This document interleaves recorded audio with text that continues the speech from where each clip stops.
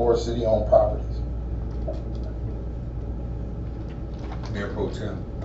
Mayor, with all due respect, we did not speak to the $9,000 that was paid in 1 month to one landscaper for, and it doesn't even show, I mean, for $9,000, it should have been, that's a city, I mean, you can cut the whole city for $9,000, $550, but there's I'm confused because I thought that last year we had a young man who came before us who was in contract with us, was one of the 3.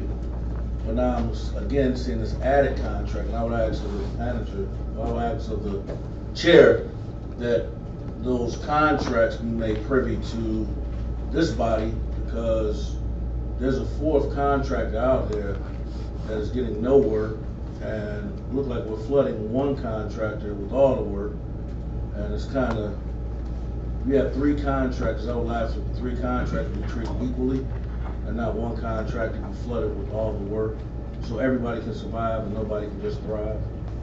Thank you, Honorable Mayor. Mayor, Mr. Manager. Yes, we can provide those contracts to the city commission. I believe the one that you're talking about, $9,500, is not just for the 1 month. I think that is catch up, to be honest with you, from previous payments that didn't get paid. But let me make sure, and I will get the contracts to you in the morning.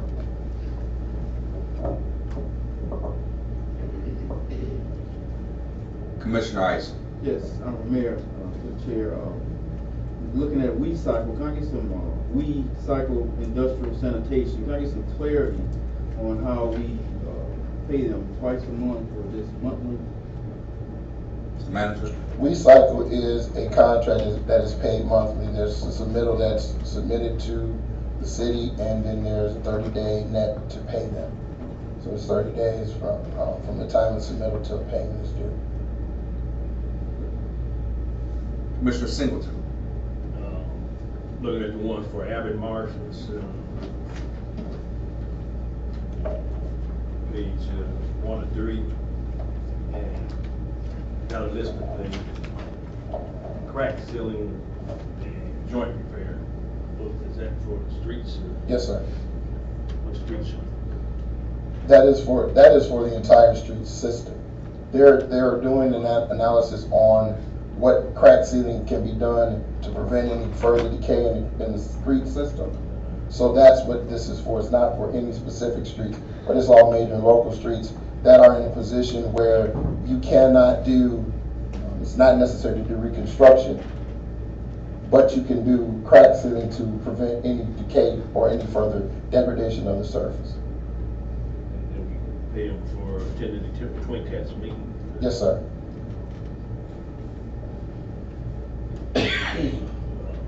While they out, are they, what about the potholes?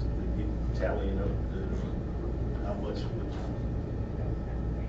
would it cost, or what areas that's... They have given a figure that we presented at the, I want to say, personnel finance, or it was public safety recreation, where we presented a overall street system issue and what would be necessary to repair and to replace all the streets as a whole. So that number is far, they've done that part of it. That's the repair, total repair, what I'm talking about. Yeah, so part of that maintenance and upkeep is crack sealing. So there's crack sealing, there's mill and resurface, there's total reconstruction, there is just pothole patching. So all of that is in the street asset management plan that we presented, again, along with the water infrastructure plan some time ago. I don't remember exactly what date or which committee it was. So we can break it out and say, this is how much for just doing the potholes. Correct. They did all that, and like I said, it's in the total street asset management plan.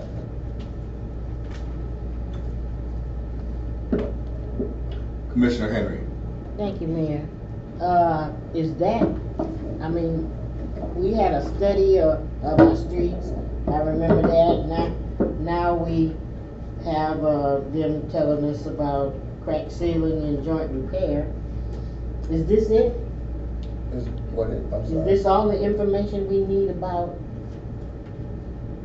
sidewalks, streets, repair? We didn't do sidewalks, Commissioner. Well, just we did street have, repair. but they just gotten worse over the years, but, Yeah. I mean, is this it? This That we is- will have no more expenses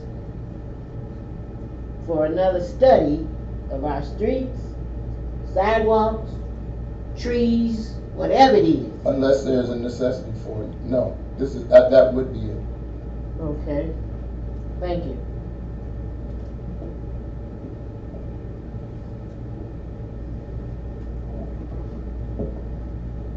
Mayor Pro Tem. Thank you, Honorable Mayor, for a second chance to address this commission.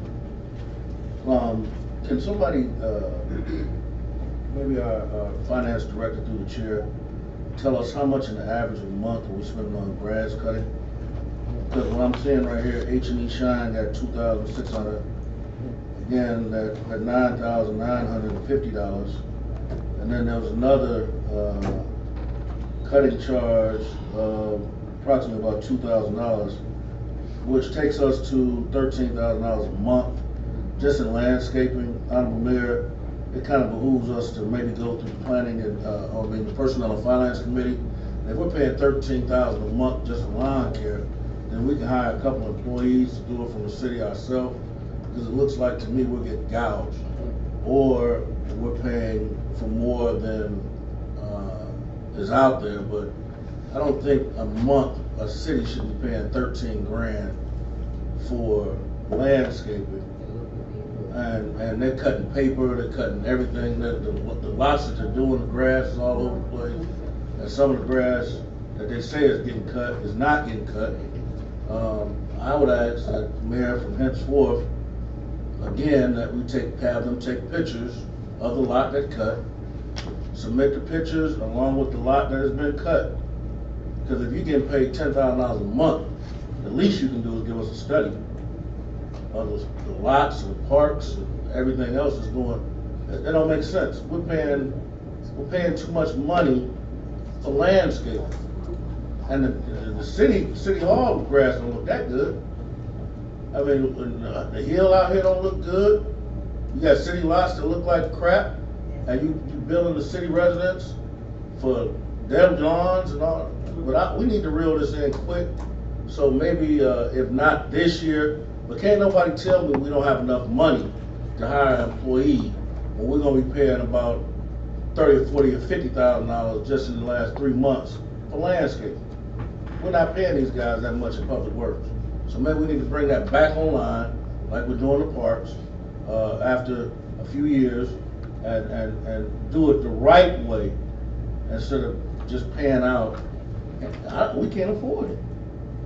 The mayor can't even get a cell phone, but we paying somebody $10,000 to cut grass.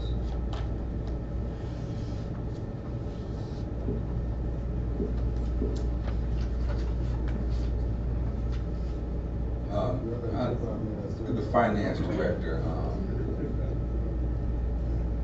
send a memo or email to the council on the last 6 months or the last 3 months of the grass cost. Certainly. Yeah, thank you.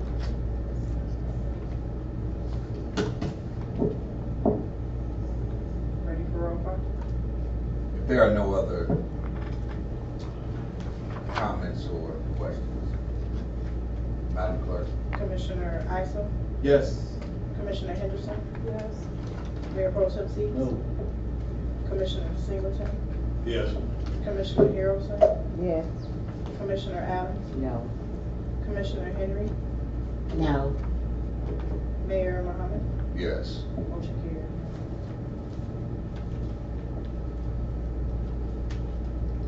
This brings us to an update from the Parks and Services President, Mr. Carl Brooks.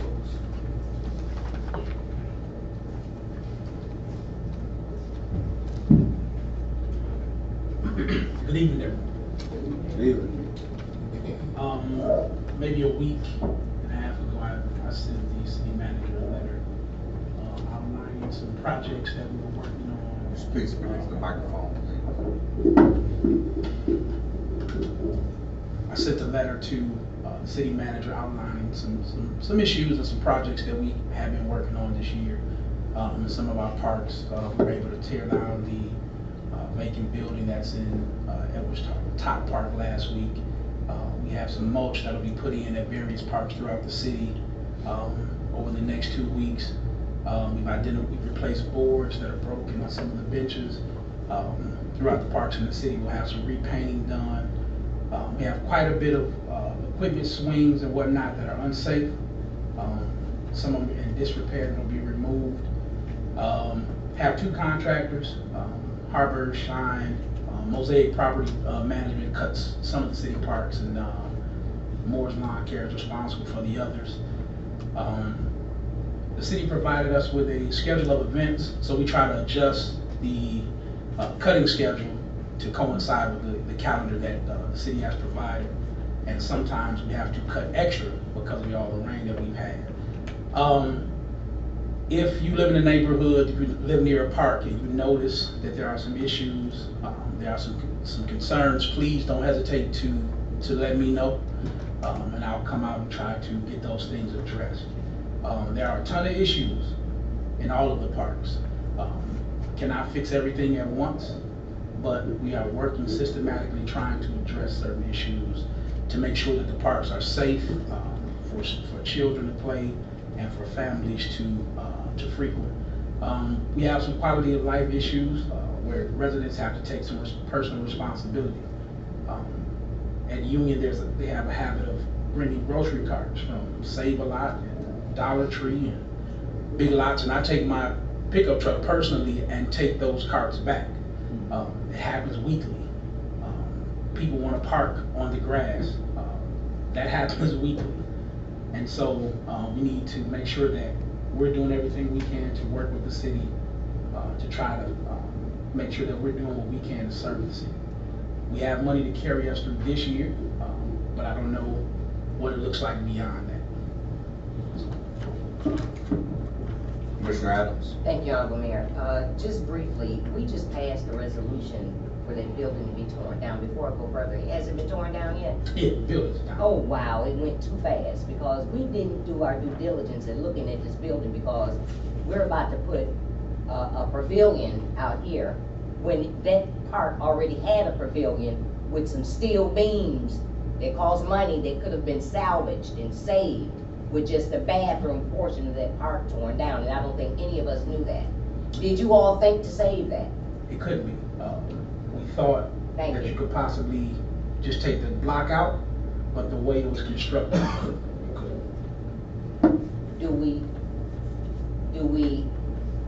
Do we take stuff like that and have it weighed for the money and reinvest it in the park? They did. It was like $191, the construction company. I mean, they take that when they tear the building down. That was the cost? The cost for what? 130-some thousand? No, the cost of the scrap. Oh, okay. That's what it was? Yeah. Okay, well, that's a big help, because when the last meeting I think I attended at the Conservancy, there was only like 11,000 available. I don't know. That's been a while. That was before your time, but, yeah. Thank you. Mayor Pro Tem. Thank you for coming, President Brooks, and thank you for stepping up to the plate, because I know you held a bag and didn't know what was in the bag until you opened it up. But I want you to explain, hopefully to this commission, because when we did the Conservancy, we were of the mindset that there were pledges that were coming, there was money that was coming in, and where in the last 2 to 3 years have you seen the money going? Because from what I think your Vice President here also, what I think is that last year you paid double for landscaping than you're paying this year. I wasn't a part of the Conservancy, but when I did look at the number, it was absorbed. It was nearly double what I was able to get the parts cut this year for. Is it the same contractors? One is, yeah. What contract is that? Mosaic. Who cut the grass last year, if you know? Mosaic, and they use Hadley Brothers, who cut a few of the parts, but the primary contractor was Mosaic. We used two names, Harborside and Mosaic last year. So I wasn't a part of it. There was two different names used for the same thing? Sometimes, yeah, two different names. And is there any way you can provide to this commission the amount that it was last year, and what's the amount that you're paying this year? I'll give you the exact number, but this is an estimate. It was around 38,000, and I think this year I was able to get it for maybe 19, 20. So it's nearly double. And that's where most of the money is went in landscaping, am I right or wrong? It has. I guess the contractors were responsible for trash removal. Were they getting the trash up? I don't mean to interrupt you. Last year, were they? I was told that they were. I came aboard in October, so I really don't know, but I was told that they were billing for having trash removed and disposing of it. Last question through the chair. Are they doing it for pro bono now, or are they donating the rest of the money, or they just said, we'll do what we gotta do for half price?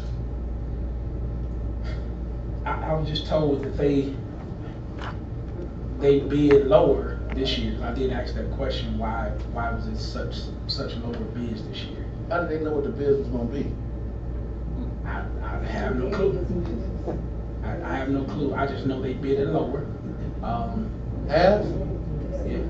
Thank you, Honorable Mayor.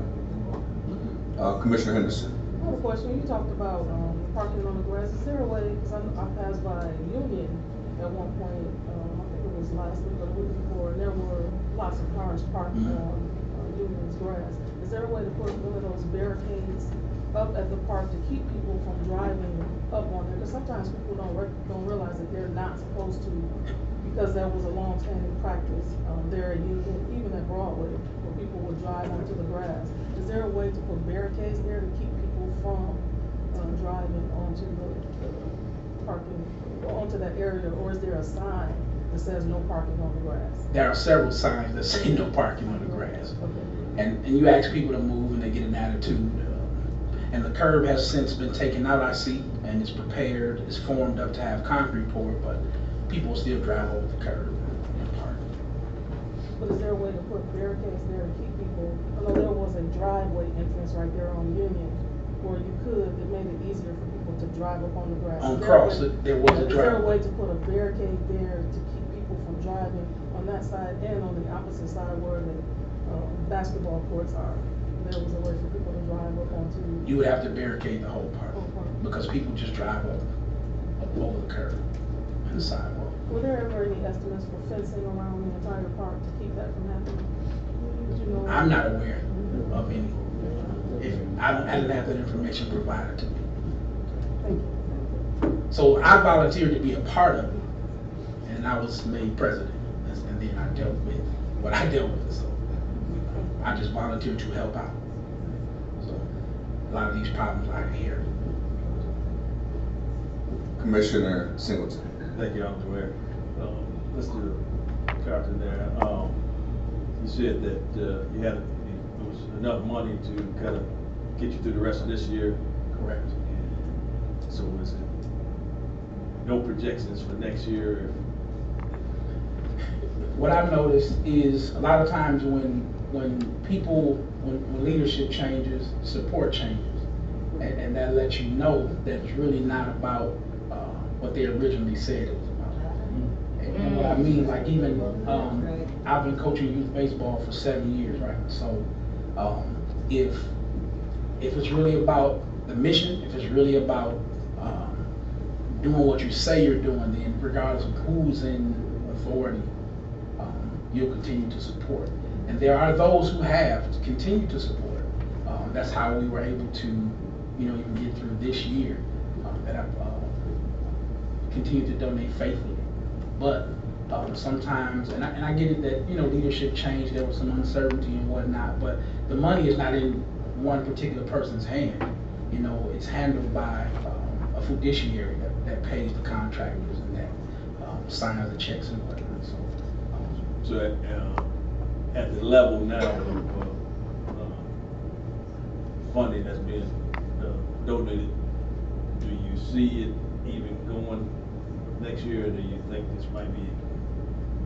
If the donors that have since donated continue to, I could see it carrying over another year possibly. But beyond that, I'm not sure. I've had extensive conversations with the city manager, and it can work, but there's so many board members that have not attended a board meeting in probably a year or two, that it really needs to be reconstructed, and it can really work. It's worked other places, but you have to be willing to work, work together. That's important. That's imperative. Commissioner Henderson. One more question, Mr. Burrow. You said you feel like it can work. How can the city assist in the partnership with you guys? Because we had some discussions about doing some other things. How can the city assist? Mr. Watson and I have talked about it being dissolved possibly after this year. You have to bring it back, not as many board members, and definitely don't have people at the table who don't have a vested interest. And then even the city commissioners and whatnot have to be willing to work, you know what I mean? There's a lot of issues that need to be addressed, and it's not possible to fix them all at one time unless somebody just donates, a ton of money. And so that's just my opinion. But I'm doing all I can to get whatever I can addressed this year. And with that being said, I totally understand when you talk about when there's a leadership change, things do change. I sat on that board as well. And we'd love to continue. I sit on Parks and Recreation. And so we'd love to continue to help with that being successful if that's possible. But I know there has been some discussion here about what we're going to do with it. So next year we wanted to talk with you to find out what you wanted to happen with the Parks and Recs before we actually made any decisions in terms of that. And could you also give us a list? You said there were a lot of issues, and we do know and recognize some of those issues. Could you give us a list of some of the issues that you've recognized since you've been president thus far? All of the hardware at Broadway Park, Union Park. You don't have to list them now, but if you could give, make a list and send it to Parks and Rec so that we can actually have a discussion around this on our committee meeting. Okay. Sounds good. Thank you. Commissioner Adams. Thank you, Honorable Mayor. Just quickly, the thing that was most important, I was a member and I faithfully was there. I think I asked too many of the right questions and knowing that the mission was not what it appeared to be. And I'm glad that you're aware of that, and restructuring, it definitely needs, and I would love to continue to be a part of it. However, things had fallen off so that I'm glad that you're aware of it and willing to step up and take the place and move forward.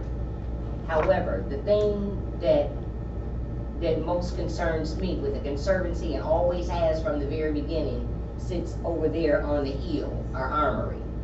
And we sent a request that the Conservancy would release it fully back to the city and her residents, because we now have funding to do some wonderful things, food pantry, activities, you name it. And we need the Conservancy to agree somehow, some way, however it has to be done, ASAP, I pray, that can happen. Because it's like a shovel-ready project that we really need to be on. The Conservancy does not have control of the armory. The city does. I thought so. And I guess from what I gathered, that should have never been a part of. And again, I'm speaking from October, so I can't speak to what happened previously. I live in this city. I grew up across the street from French Park on Britain, so I have a vested interest in the city. You know what I mean? So I'm just doing what I can do to help. And I thank you. Mayor Pro Tem.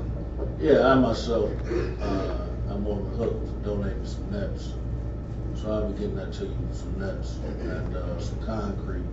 I heard there's a hole in the whole park. I'm gonna do that myself to get that done. And I'll make sure before, either after the meeting, if you're still around, I'll get that to you. If you can give me a price or whatever it could cost. Or you can call me, got my number. But I definitely want to thank you for stopping the poverty pimping. Because that's what was happening. I mean, you're telling me that last year somebody cut grass for $30,000.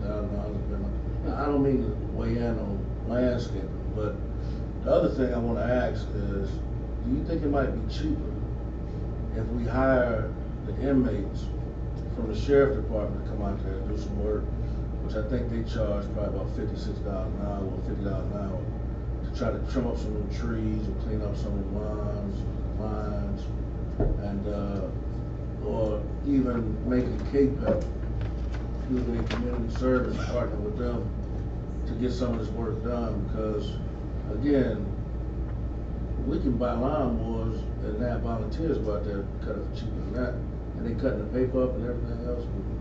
Ain't no bag on the board or nothing else. I mean, the parks don't look like they do. And hopefully if Mr. Baker gets in office, we can get some money from the state. Appreciate you. I guess I can speak to the two contractors I deal with. They're pretty good about picking up paper. I mean, I can't. They are, from what I see. Personally, I go out. We have other volunteers that go out and we pick up paper. And that was part of the first church of St. Joe. Replaced all the boards, picked up 15 bags of trash on their own on a Sunday. And so we have to take some ownership as city residents, number one. That's what has to happen. It's unfair to expect a contractor to spend 3 hours picking up pieces of paper that people are walking through traffic. Now I do expect them to pick up anything large, you know what I mean? But bubblegum wrapper, they may run something like that over, but and the contractors also note that if we discover that they're not doing that, their contract is ended.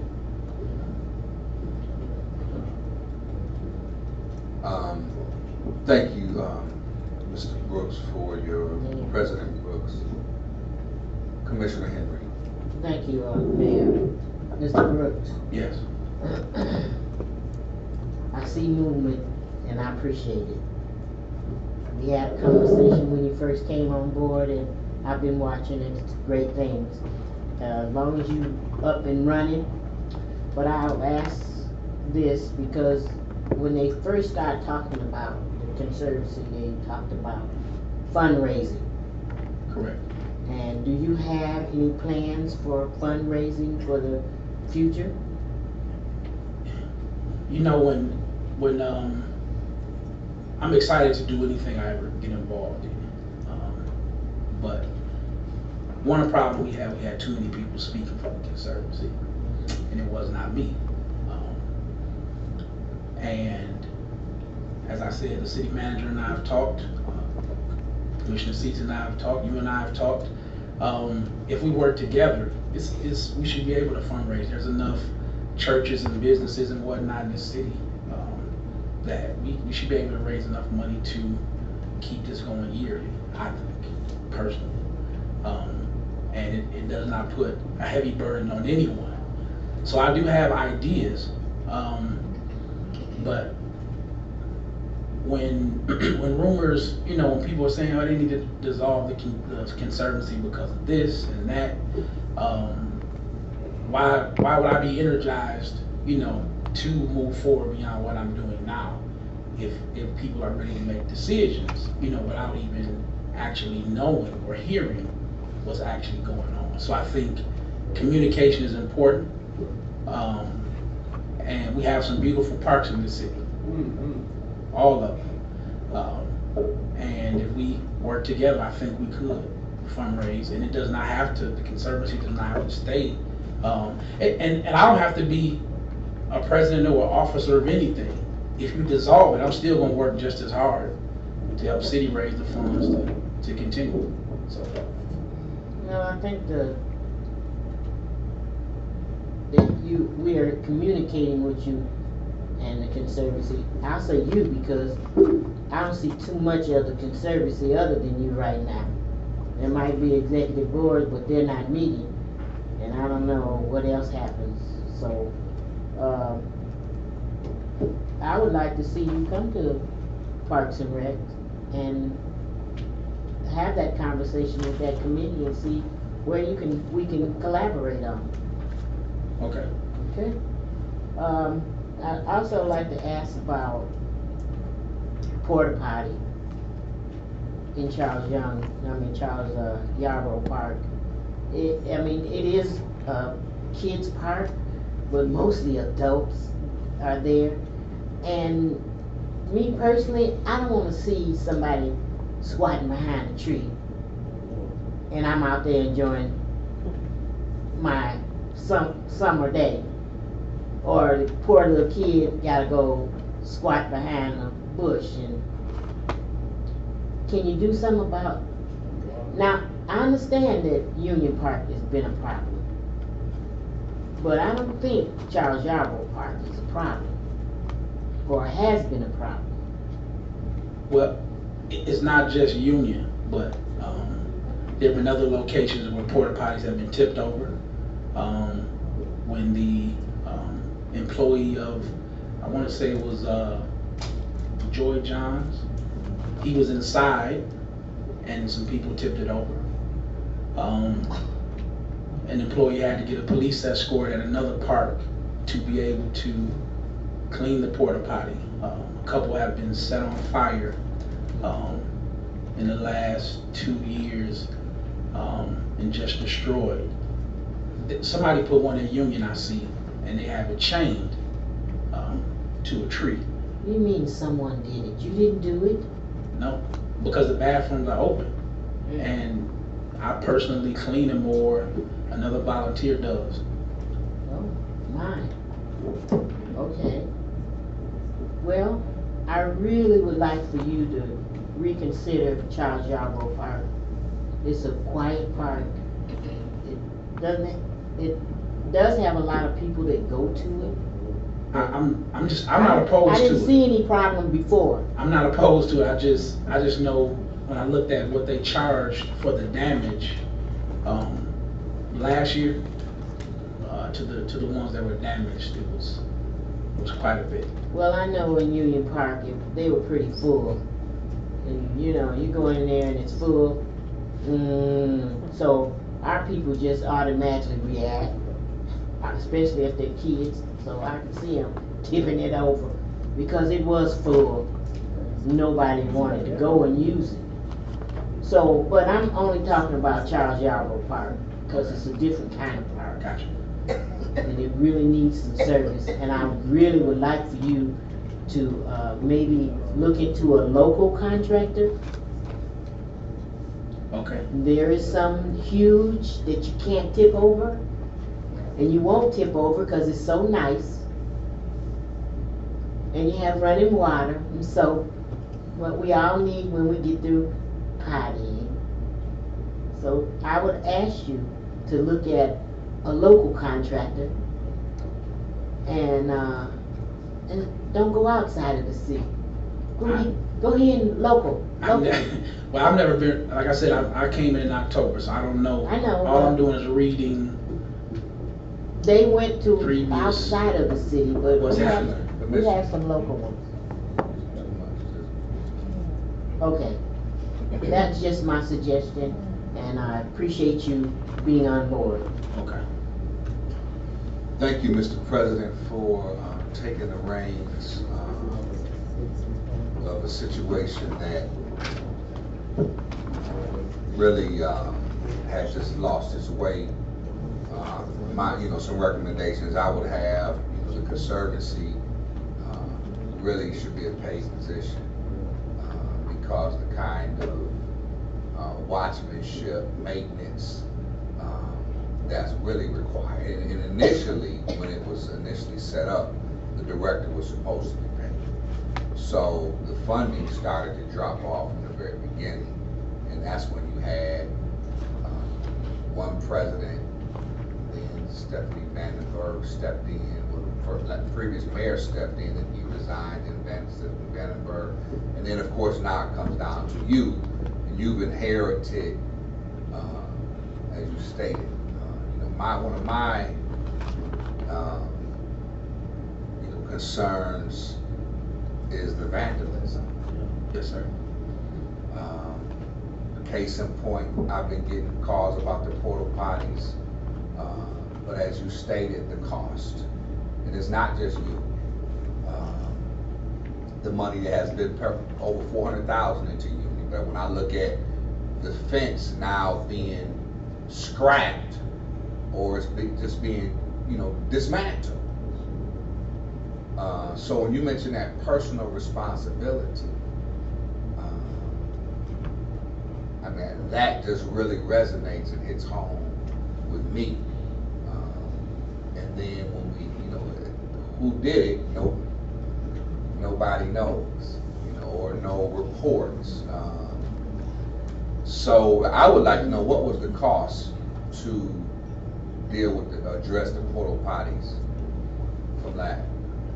Without having it, I can get that information, provide that information as well. It's a rough figure. I really don't know. Okay. I don't, honestly, because it's just something we agreed not to do, because of the damage and the vandalism, and then them charging extra because of the damage to the porta potties. You said police escort. Yeah, at least one time, for sure. Yeah, he wouldn't even come without it. Who's the fiduciary?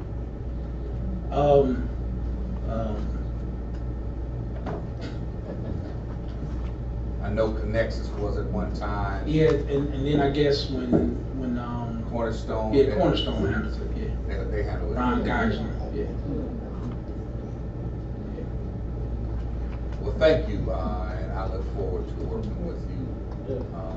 And I think you've done a great job to try and button up and mend.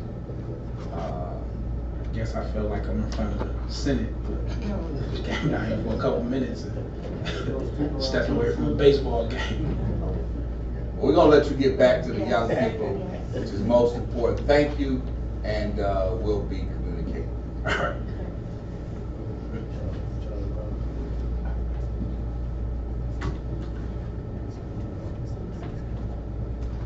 This brings us to the citizens' comments. For those who would like to participate in the citizens' comments or the public participation, please register with the city clerk, and she will call you as the list requires. Miss Evelyn Rufus.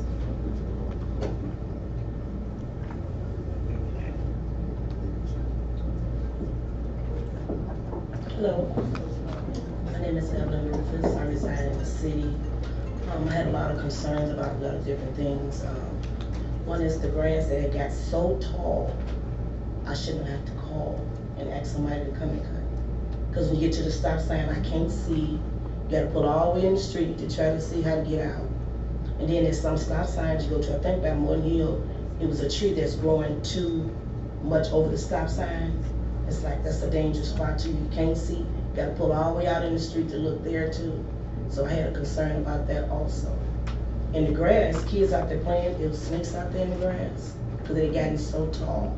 And I understand their brains, and it just seemed like they could have did something. They could have chopped it down or something. It was just getting to be too dangerous for the kids to be out there playing all the time on that corner right there. And I had a concern that I already talked about the roads and the potholes just really getting so horrible. And I hope that they can get to that as soon as possible. I know there's other things that need to be done. That was one of my concerns that I came to talk about today. Thank you. What address or corner?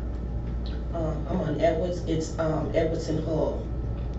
And then by Morton School, it's a tree there that's growing almost like, I think, get a stop sign to the right.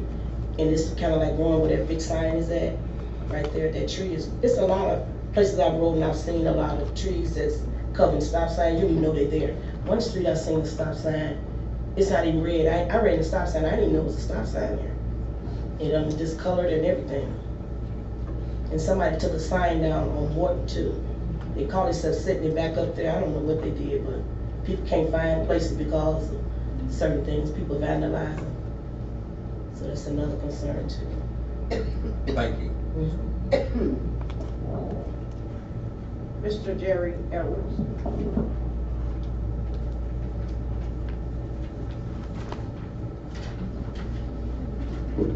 Good evening, Mayor. Good evening, council members. Just a suggestion, I was talking to quite a few of the residents from the concerts, a couple of concerts we had, also just walking through the city. Talking to a couple of the commissioners. So one of the suggestions I was thinking about, and is concerning events during the whole summer. One of the things I've noticed since I've been back for 4 years, basically after Nikki Harris, you only have 2 really events that the city goes to, well, that the city has going on.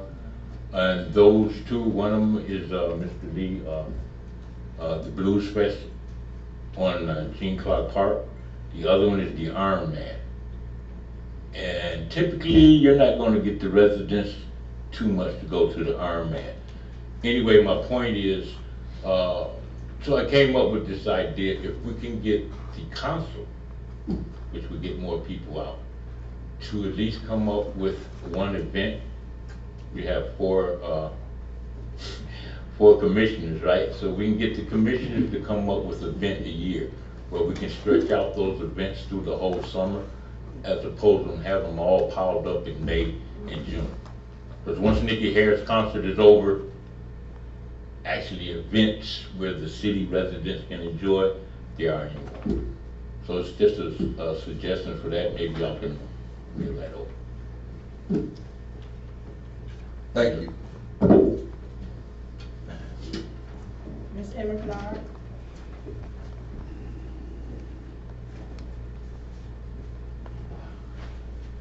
Good evening, everyone.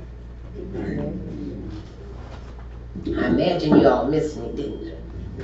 I've been missing for a few times, a few meetings. But I'm here to say that we've had a wonderful year already with our garden. It's coming along beautiful. And I'm not one that puts you out and tell you what you should do, and I'm not working myself. Everyone that knows me knows that I'm out working, trying to make a difference here in Benton Harbor. And sometimes I get really sort of heartbroken because of the way things is going here in the city. One of the things, as I heard the information coming about what we're spending in order to maintain the city, and the city looks like crap. And they said, well, they need someone to pick, they can't afford to pick up the paper, cut the grass, or whatever. With that kind of money, it seemed like you'd be able to do it real easy. I mean, that's quite a lot of money. And then you look around and you see these tall weeds and a lot of the vacant lots. So how many lots is being maintained, and what are they charging per lot? And is somebody getting a kickback? So this is what I'm asking. That's a large amount of money to say the city should be looking like one of the best neighborhoods or cities there is, if it's managed. We got a city manager. What does city managing mean? To manage the city. And it should run with the kind of money we're spending out. We have a lawyer that we can consult and get information that we need. Big money is being spent out. So what are we doing? We're a regular cesspool for, I don't know what you call them, termites. They eat up everything, or what would you call it? Look at this thing. This city, every time there's money that comes in, that parking lot is full of everybody but Benton Harbor's residents when money comes in. So I'm asking you, how much management are we really getting, or is there some kickbacks that's going around? So pay attention. We elected the officials here to keep an eye out and get things done. I know the faces are high and they don't want to look up at you, but that's all right. I don't mind. I'm going to say what I want to say because I work very hard in trying to make things run right here because this city is a part of me. When someone mismanaged and throw away things in the city or mismanage things in the city, it affects me just like it does anybody else. So that's why I speak out. We need to have that job posted. And you had enough evidence as to the things that done happened in the past that you should have had that job posted a long time ago. So I'm looking for that to happen. Thank you. Mr. Dave Pavitt.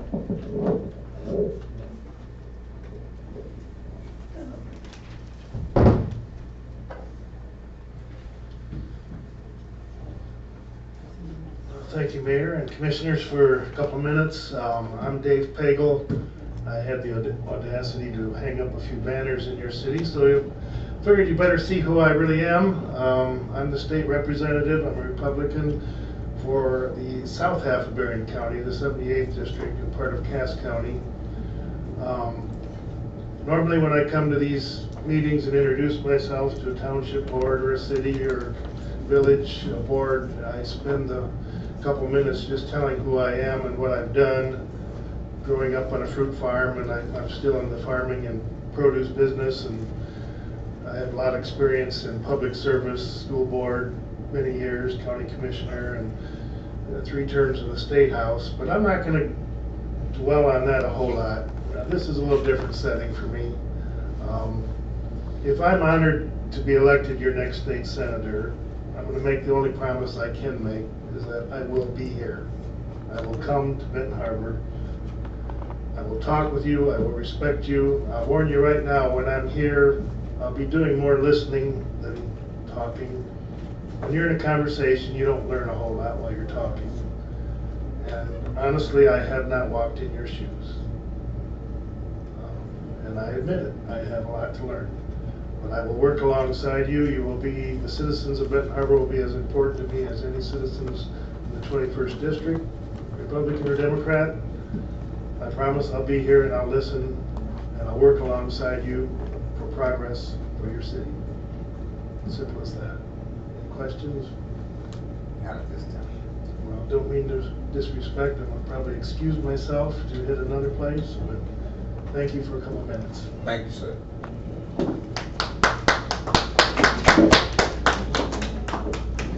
Sandra Beard. Good evening, everyone. Good evening. Honorable Mayor, Mayor Pro Tem, City Manager, Commissioners, and fellow residents.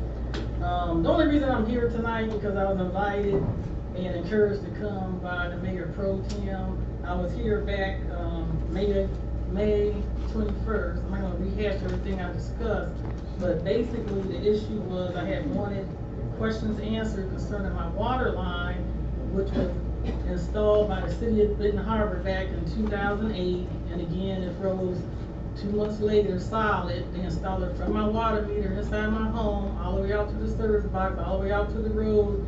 And right now there's a project in place of that. I'm not sure of the status of that. I know after the meeting with the encouragement of Commissioner Hendry, I had a brief conversation with the city manager about it.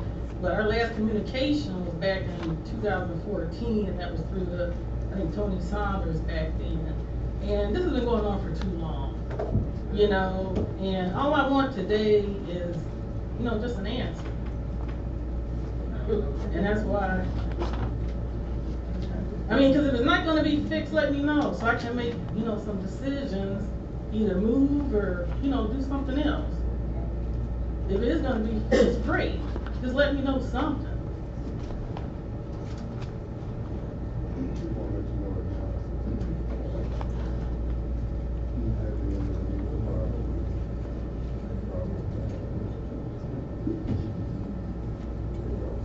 And then also I submitted a FOIA back January of 2018. I was told 2 weeks later I would get a response. I still haven't heard anything, and I haven't gotten any emails or anything. Like I said, if something's being done about it, great. If it's not, then, just let me know. I shouldn't have to keep coming back here. You know, a lot of people are frustrated. You know, it's ridiculous. I don't know what else to say. Have you reached out to the city manager? At this point, I shouldn't have to. When I was here in May, I said I left messages, I called, I did the floor. I mean, what else you want me to do? I came to the commission meeting, you guys said you're gonna follow up, but I had another issue back last year, said it's gonna follow up with me, it never happened. I can't do an appeal process. I asked about that appeal process 10 years ago. Like, do you have an appeal process? What's the criteria? I mean, citizens, I mean, we're frustrated. What you want us to do? This is a quality of life issue. You should be reaching out to me. Yeah. I mean, you know, it doesn't make sense. If he's doing something great, just let me know. Give me some feedback. And I know he mentioned that briefly. I'm not here to bash anymore. I just need some answers. Just like anyone else, you can't keep living like that. Like I said, if he's doing something like he said, great. If it's gonna impact my line, then I need to know that. If it's not, I need to know that. If it's never gonna be fixed, I need to know that. You know, I can't keep investing into Morgan Hill. I have rental properties too. I'm paying for stuff I shouldn't even have to pay for. I just need to know. Because even if they fix that line, if it doesn't go to my service box, we all know it's a shallow line. It's already been established. So we're not saying, you know, that's already been established. I just need to know if it's going to get fixed or not. That's all I need to know. About the service line? Yeah, so there, as I told Ms. Baird after the meeting on the 21st, there is a project to do territorial. There's a project that is in need of an extra $100,000. That is a part of the CDBG recommendation that we're currently at. We had one hearing on, and we had a subsequent one that is coming up that will then be added. If the commission approves it, it'll be added to the project, and then thusly the project can proceed. The city does not have $100,000 to finish the project without the advent of adding the CDBG money to it. That was explained to you at the last meeting, I believe. Okay. So that's where that project is. We are waiting the process to get through for HUD, which HUD has said that we have to do. And then once that's done, then we can proceed with the project. I can't proceed without that. And once you proceed, is that going to resolve my issue? Are they going to go to my service box and look at the Morgan Hill Museum and put it low enough where that is going to resolve the freezing line issue, so I don't have to deal with that anymore? All services that are attached to it. Because when I spoke with Aramarch, they said it wasn't in the contract, so I would have to. I mean, you gotta give him a chance. I understand the frustration, Almost 10 years. but please give him, because it's on public record. I know, I'm aware of that, Mayor, I'm aware of that. So, please give him an opportunity to respond. I just want to make sure that's included. When Well, I spoke he's with trying to Aramarch, respond. with the engineers, they But said it's not. Adam Marks is not here at I this know they're time. not. So, the manager at this time is the only person that can speak to him. So because the problem is the depth of the main on territory, all the lines that are attached to it will be redone at the same depth, so that it'll be addressed at that point. So that it will be done. You can't remove a main without adjusting the services to it. So we're waiting for the approval of the CDBG money. Correct. Which is how much? An additional $100,000 To add to the money we got from the FDCDT to address the territorial issue. And when is the vote by the commission? After the second public hearing, which is scheduled for the 16th of July, I believe. And when will the monies be available? As soon as that is done, then, and HUD approves it, then we can proceed. Can you please keep our resident informed of the gradual progression of what's going on? It's a lot of chaos.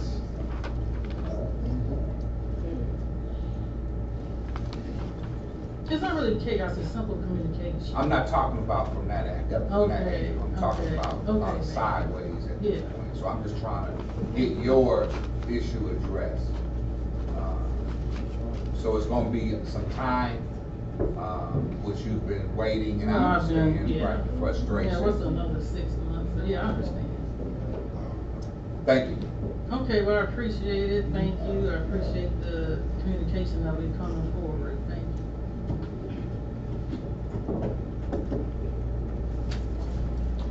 Mr. Marvin Haywood.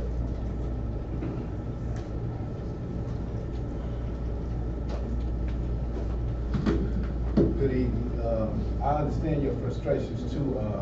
I used to work in the water department. I remember when we used to have it all in-house where we replaced the water main, we put it in, but we had employees to do that. And most of the services that they used to have here for the city of Benton Harbor have been outsourced, you know, for quite some time.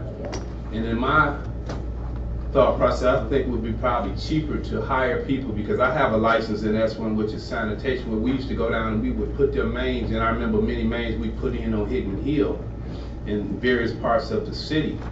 And whenever we replaced the main, we had to run lines to every house at that particular point of a replacement of the main. That was just part of the project. So when she speak on main being already put down and the lines not deep enough, I just find that without, you know, what seems like there's some other things going on in regards to that issue being addressed. But going back to an issue that I would like to really address is the fact that there are decisions that have been made that will reflect on the life and the livelihood of our residents for some time to come. And we have to be very careful when we make decisions that are really not in the best interest of the city. Over the course of we say a 10-year period, I know that we have been under emergency management and various other things that have hampered the city. We elect people and put them in power to work for the people and with the people. And a lot of times, like, there's so many issues that people are being very much concerned about. And when it comes to being good stewards, you have to be a good steward over the finance that you give it to complete certain projects. And every time I come down, when it comes to the agenda items and things that monies have been spent on, there's always issues with this particular item, of all items, throughout the day. And I truly believe, and this is just in my opinion, although you are a manager, you have to be able to sometimes go outside the city in order to bring in people to get some of the things that you need done that may work with the city. Because see, fair exchange has never been a robbery if there has been fair exchange, but I don't believe that we have, as a city, have been getting fair exchanges in a lot of the things that have been done for the city. And I just hope as we move forward, we just begin to be good stewards of our finance and address things, in a necessary way, that there will not be any question, and let there be transparency in a lot of things that we do. Because, it's too many issues that the residents here bring up that's been going on for quite some time. And if you don't learn from the past, all right, if you don't learn from the past, you're bound to repeat history.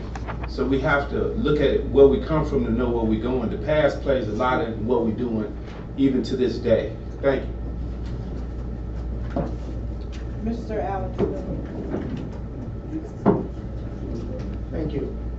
Mr. Mayor, members of the commission, members of the public, the audience.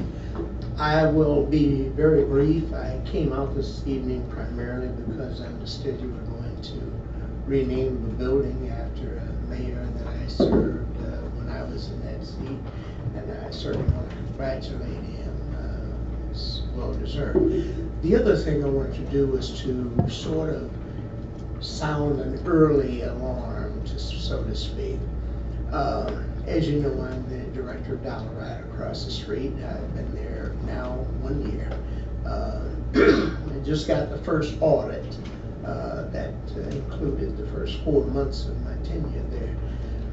I can tell you that over there, we are shaping things up, stopping some few items that were runaway cost items and things of that nature. But one of the things stood out in this audit that I just got, and that is that the local revenues that were voted the millage for transportation has in the past generated somewhere between $130,000 and $140,000. Last year's audit showed that I think the figure was around 129,000. This current period, it's 109,000, and that isn't just because the assessments down for the whole city, but that's because Brownfield intercepts and pulls off money that was voted for transportation. Now, the significance of that is this. Last year, the federal, well, first off, Dollar Ride and local transportation works on a matching formula. Federal government makes a certain amount of money available to each one of the local operations. That money is allowed to be spent on a match basis where the capital cost, which mostly is buying buses and things like that, it's an 80-20 match. 80% from the federal money, 20% comes from the joint local city match and what the state puts in. Operations is a 50-50 match, 50% of the federal money, 50% from the local match and what the city puts in. Now, last year, the federal allocation to the city was somewhere around $849,000 or something like that. The year before that, I think it was about $790,000 something. This year, we've got an allocation of $1 million. The problem is with the local share going the other way, we're in danger of reaching a point where we will not be able to draw down all of our federal money, and we'll wind up leaving money on the table. That's the money that buys these $90,000 buses and does the maintenance and operations and hires some 25, about 40 people actually, and so forth. So I just wanted to mention that because we need to start looking at something that we can do to raise that local share. It's gonna cost us. Thank you. Madam Clerk, could you put Mr. Little on the agenda, commission agenda, to give a report in detail For next meeting.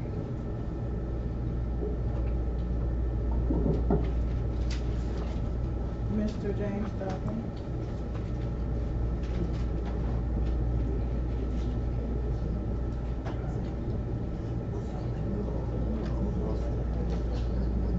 Hold you guys up.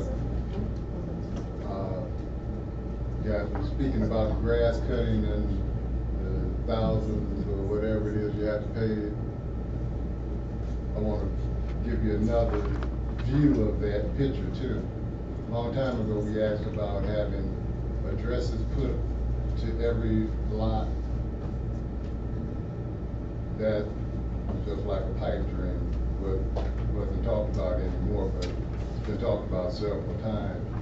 But when you have rainy seasons like we have, I cut the grass 2 lots one day, 3 lots one day on the same street, and another one should have been cut, but the rain was going to catch me that evening, so I was going to go out the next day and cut it. There's a lot next to this one lot that's a city-owned property that got cut finally after you have been down Beer Street. You know, probably know exactly where it's on the same side of the street Dr. Tynes' office is. I keep those lots, but I can't, and I won't, well, I did once, did a city lot right next to it, just to help the neighbors, make it look a little more presentable, keep the mosquitoes off of it. But this year, they cut the city lot and cut the lot that I was gonna go out the next day to cut. It was a sign, I don't know if the sign was for property that I was doing. I had the intention, I just saw that they had cut it, and I know the city would had to have done it. Nobody else cuts anybody else's grass but me. So, to get paid for a job more than once, because I know they'll be wanting to put that cutting, that's $200 on the people's taxes. So that's getting paid more than one way. Now, you guys figure the rest of it out. I just thought I'd bring that to your attention, how things are actually going for the citizens. For 38 seconds, do something for the citizens. Make us know that you are and got our back. 25 more seconds. Don't perpetrate. Don't act like you can't hear us, because you've been hearing us for a long time. And I'm glad to hear somebody mention some of the things that I've been talking about for a long time. Thank you for your time.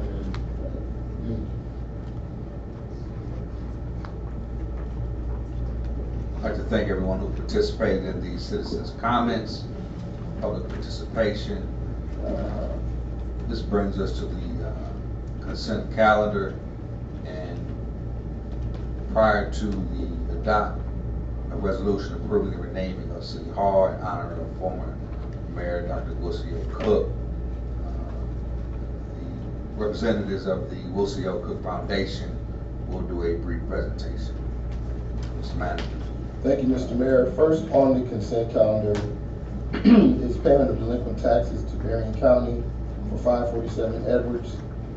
There exists a residence located at 539 Edwards Street that straddles two parcels, 539 and 547 Edwards. Parcels identified as 539 Edwards is on the west, and a small portion of the house along with the garage is located on this parcel. The parcel identified as 547 is on the east, and the majority of the house is located there. In 2004, this house was built through a program by the Michigan State Housing Development Authority, to use an outfit by the name of Housing Commission Initiative.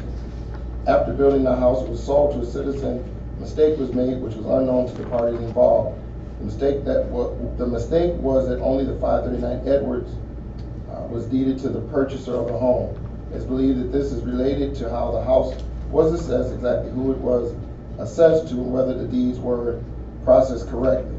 The current resident is dutifully and timely paid taxes since the time of purchase on 539 Edwards, which has included the entire house assessment for a number of years. However, HCI has disappeared, and therefore no additional information is available regarding this matter.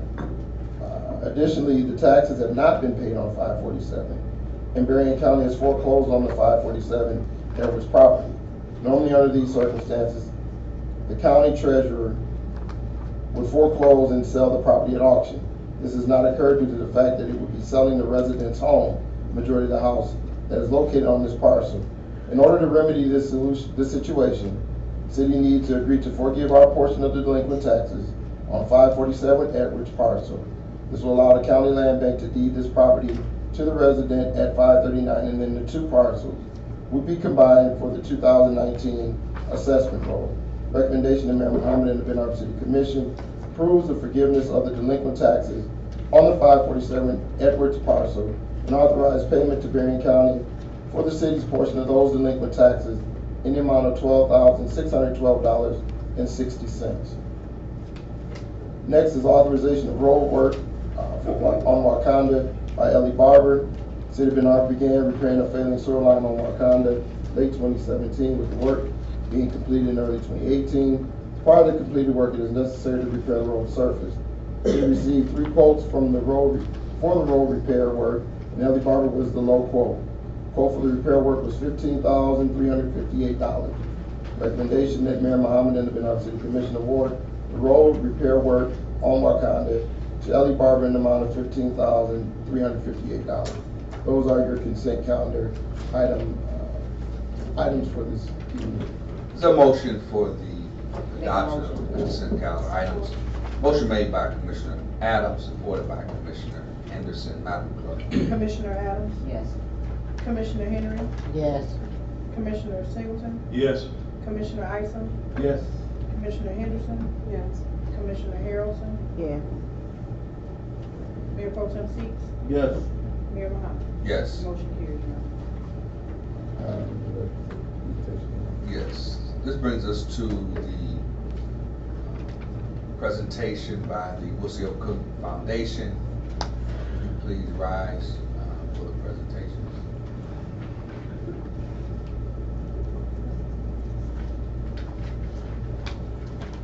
Good evening, good evening. Good evening. Honorable Mayor Muhammad, council, staff, and all in attendance. I want to thank you for this opportunity to come here today. We were invited because we want to share with you what's on your agenda today to vote on about Wilsie L. Cook. We have a presentation that I think speaks volumes, and so we're going to actually play that for you. But as you saw also, we have placed around City Hall, inside and outside, are images of Mayor Cook. Images of him, 40 years and 45 years, he's reaching 50 years at Lakeland Hospital in the emergency room. That's not where you have an appointment. That's where you go in when you are sick and you're at your most deepest heartfelt nature. I don't want to say some people are actually go in because they're not feeling as well as they think, and unfortunately some people actually die. And it has been Mayor Cook who's been in the emergency room from Mercy Hospital to Lakeland for almost 50 years.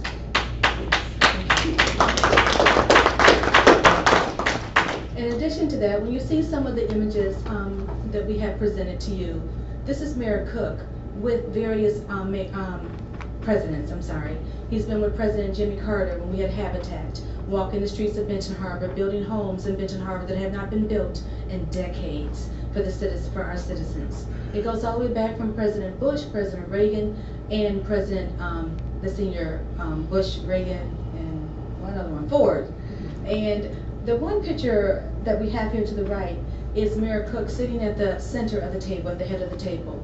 That's when they wanted to take education and science and arts away from urban communities. He went there to fight on behalf of Benton Harbor and other communities throughout the United States of America to keep those programs in our communities. He's not here with us today because he's actually getting ready to have a knee replacement and he's going through training. With that being said though, we are here, Dr. Murray, on behalf of Andrews University and the Wilsie L. Cook Foundation, and myself. And Dr. Murray would testify that Andrews University, what we're getting ready to present to you, has actually done their due diligence in going through what you're getting ready to hear about Mayor Cook, to sanctify and to certify that everything we're presenting to you is true in its nature about what Mayor Cook has done. He is not just a mayor or a nurse. He's been a servant of this community. He was born right here in the city of Benton Harbor, in what many of you known as, at that time as the Flats. And in his DNA is serving this community.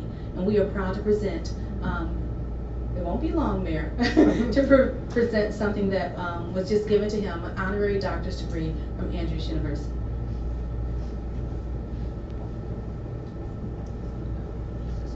Okay, so it's an honor to be here this afternoon to make this presentation, but I want to confer with the mayor, because you were there at the ceremony at Andrews University.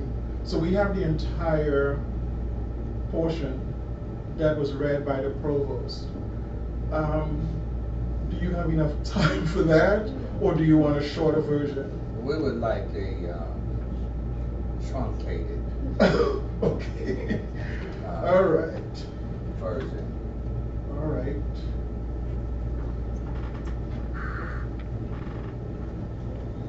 Learning the profession, scholars, national or international understanding or our church mission. And we have such an individual with us today.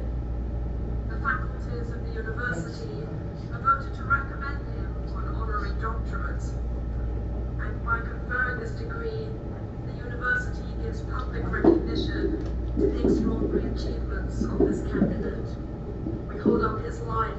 as an example and inspiration to this year's graduates. He is a person who has exhibited the ideals of Andrews University in an exemplary way. So it is my distinct pleasure to ask Will C. Levin Cook to come forward. And maybe we can recognize his family somewhere around here, family and friends sitting over here. And as Mr. Cook comes forward, the provost will read the citation. Is there a way to do that? It's right in the front of the computer. It's right in front of the computer. Okay.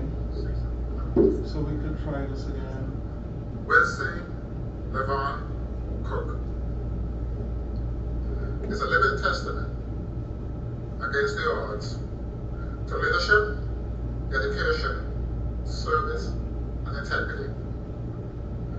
He was born and raised in the city of Benton, Michigan, by a single mother who imparted to him and his three sisters the values needed to excel and exceed the socioeconomic expectations of growing up African American in the rural mid-20th century America. In 1958, Cook graduated from Benton Harbor High School and went on to earn his LPN from Oakland Community College and an Associate of Arts in Political Science and Sociology from Lake Michigan College, and a bachelor's degree in Political Science and Sociology from Western Michigan University.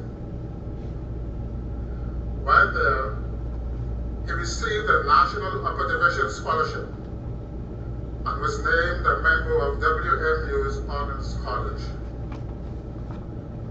He also has Adult Education Instructor Certification from Model Cities Program Area 5 School and training from the Mayor's Leadership and Advanced Leadership Institute.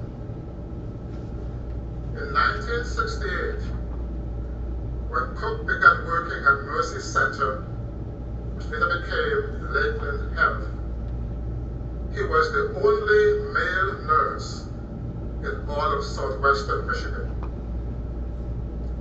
He has seen many changes at Lakeland, including advances in medical technology, improvements and expansions in infrastructure, increased computerization, and improved race relations. During his 50-year tenure at Lakeland, Cook served as a nurse at the Benton Harbor Base Clinic and Benton Harbor Teen Center in the 1980s. He also taught in the Benton Harbor Area School's Medical Assistant Program in the 1990s. In addition to his contribution to healthcare in Berrien County and southwestern Michigan, Cook has been actively involved in the political, public, and civic life of his local community and beyond. Beginning in 1977, he served in different capacities and on several Berrien County and Republican Party committees, commissions, and boards at the local, state, and national levels. He also served as Mayor of Benton Harbor from 1981 to 1987 and from 2004 to 2011. During those years, Cook testified before two United States congressional subcommittees on behalf of the National League of Cities, presenting a case for over 15,000 American cities on the impact of the proposed elimination of the General Revenue Sharing Program on local governments. He has had the privilege of meeting 4 U.S. presidents: Gerald Ford, Jimmy Carter, Ronald Reagan, and George H.W. Bush. Throughout all his years of public service, Cook proved to be a strong and dedicated leader who focused on helping and serving others at the local, state, and national levels. In his post-politics life, Cook, a long-time citizen of Benton Harbor, continues to make significant contribution to his community, including his local church. In 2013, he founded the Will C. L. Cook Foundation as a way to provide healthcare scholarships to Benton Harbor area residents and enhance healthcare education and health and wellness outreach in Benton Harbor and Southwest Michigan. People from all aspects of his life have been blessed to know him as an employee, mayor, a colleague, a teacher, a leader, a nurse, a friend, and a fellow citizen. For his lifelong commitment to leveraging his opportunities and skills to better the life and the health of the community through personal engagement and service, Artist University takes great pleasure in honoring Will C. LeVon Cook with the degree Doctor of Humane Letters, honoris causa.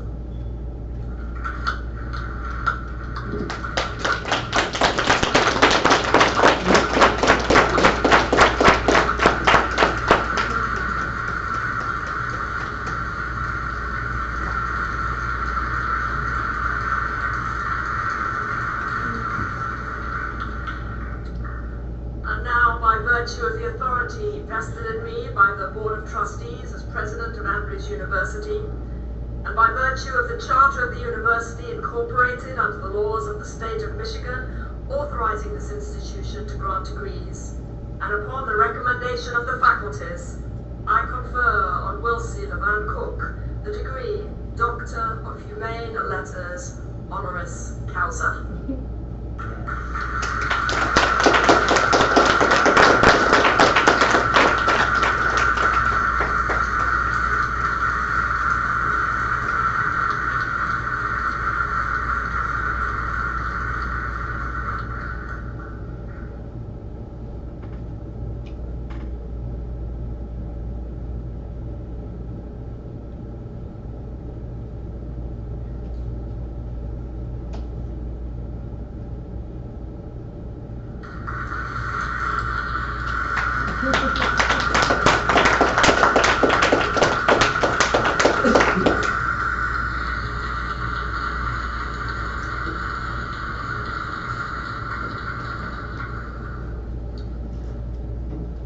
At this time, we also...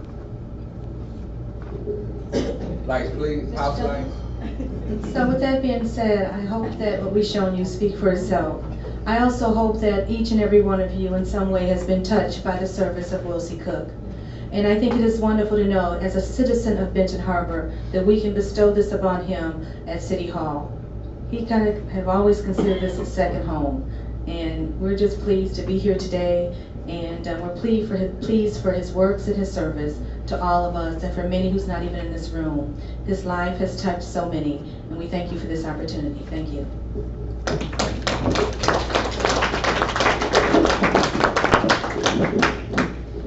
Is there a motion? So we'll make a motion to support. Make a motion to adopt the resolution approving the renaming of City Hall in honor of former Mayor Dr. Will C. LeVon Cook. Motion made by Mayor Pro Tem C, supported by Commissioner Singleton. Discussion. Commissioner Adams. I wish that we could somehow make an amendment to this, because we all know that City Hall is old. And it's probably going to be rebuilt one day. And to keep this man's legacy alive, with the renaming of our City Hall as the Will C. L. Cook Municipal Building, it should follow if something like that happens. And I think that it needs to be in writing. Oh, it is? Oh, somebody heard me. Well, thank you. Thank you, Honorable Mayor. Thank you, Commissioner Adams. Mayor Pro Tem C. All right. First, I just want to say to this commission that it's greatly appreciated that we will honor such a man in our community. Martin Luther King said it best. He said, "The ultimate measure of man is not what he stands in moments of comfort, and convenience, but where he stands at the time of challenges and controversy. I don't think that I would even be here today without the leadership of Mayor Wilson Cook, who has helped mentor, who has helped rear us when we were wrong, tell us when we thought we were right, but yet we were wrong, taught us how to say it better and still be right. He is the epitome of what a mayor should be. He handled the office with dignity. He handled the office with pride, and even though you didn't agree with him, he probably gave some of y'all shots when you didn't want them. You might not have liked him, but he still waited on you in the emergency room. And when you seen Mayor Cook, there was a feeling that everything was going to be all right. And even to the point of when I moved into a neighborhood that I thought that I didn't qualify to be there, Mayor Cook was one of the first ones to give us positive feedback and tell us to keep going, keep moving. And one day, where he stood, that we can stand there also. So I do want to honor his legacy, and I hope that this commission can honor his legacy by renaming this building for a well-deserved man. We don't need to wait till somebody dies to give them their flowers, to give them distinction, give them honor. I think that's one of the greatest. Nobody knew Martin Luther King was going to die, but so many people honored him in his death and probably never honored him in his life. So let's today be one day that we can honor somebody. The statement was not made, and I'm closing with this, that he was the first black male nurse. The statement was made that he was the first male nurse. That's a huge statement. Not the first black nurse, but the first male nurse, which should ring volumes in our ears. And let us not let people make icons out of people who did not exist in your past or your history or your present. But let us begin to raise up them that we know that labored amongst us for the betterment of the people. Thank you, Honorable Mayor.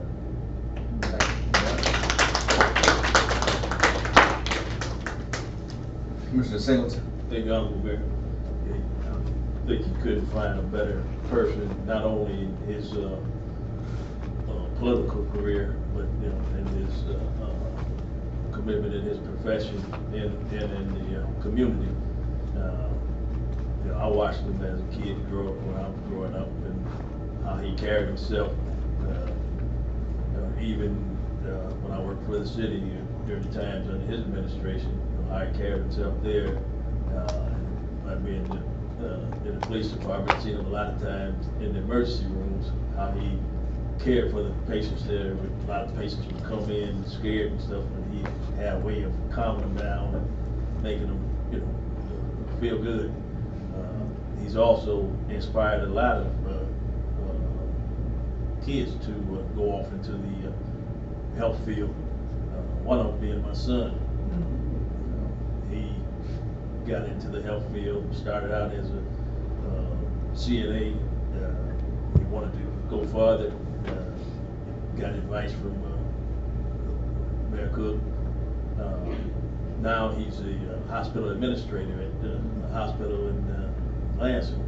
And it's all because of a lot of the encouragement that he got from Mayor Cook. And so, I think the guy has just done volumes, and it's definitely an honor to be part of honoring him while he's still living.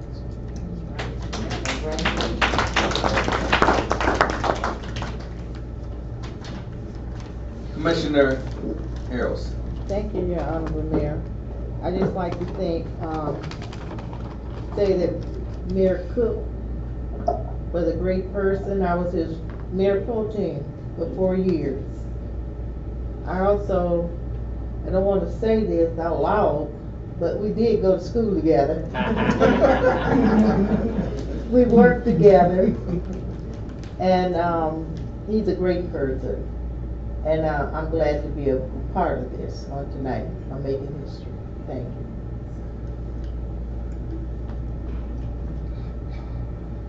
Any other? I would just like to add, Mayor Pro Tem mentioned about a quote from Dr. King, and the measure of leadership, not in times of comfort, but in adversity. And when the state took control of the government, and the first order executed was to lock the doors and throw the mayor out of his office. And watching the character and the integrity and the dignity and how he handled and served under those circumstances shows a true testament in his statement to me that his office was in the hearts and in the minds of the people. So no physical office, though they could lock those doors, but they could not lock the key that he had to the hearts of the citizens. So, I mean, he is so many lessons that I learned. He appointed me to the Planning Commission in 2003, which was my first brush in government. I watched him not only behind the gavel, but how he conducted himself in the public, which is also a true testament. When the emergency manager called the FBI and wanted for them to investigate to see was there any crimes that had been committed by the mayor.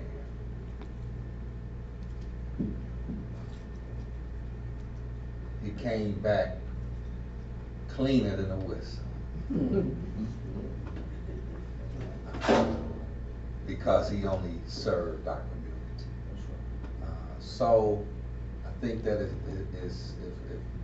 Coleman L. Young, who served for the city of Detroit, could have the municipal building named after him, there's a college in Chicago named after Harold Washington, along with a cultural center. Of course, the Daily Center. I think that the city of Benton Harbor, as Commissioner Henderson has said, needs to honor its own. And I think that he is well deserving of this honor. And wherever City Hall is in the city, in the 4.4 square miles, it should be named after Mayor Dr. Wilson.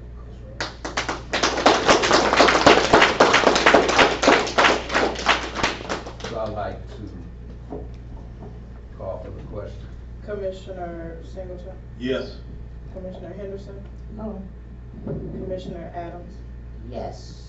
Mayor Pro Tem Seats? Justin, yes. Commissioner Henry? Yes. Commissioner Harrelson? Yes.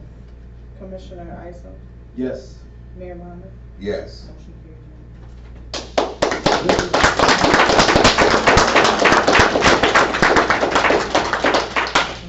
Mr. Manager.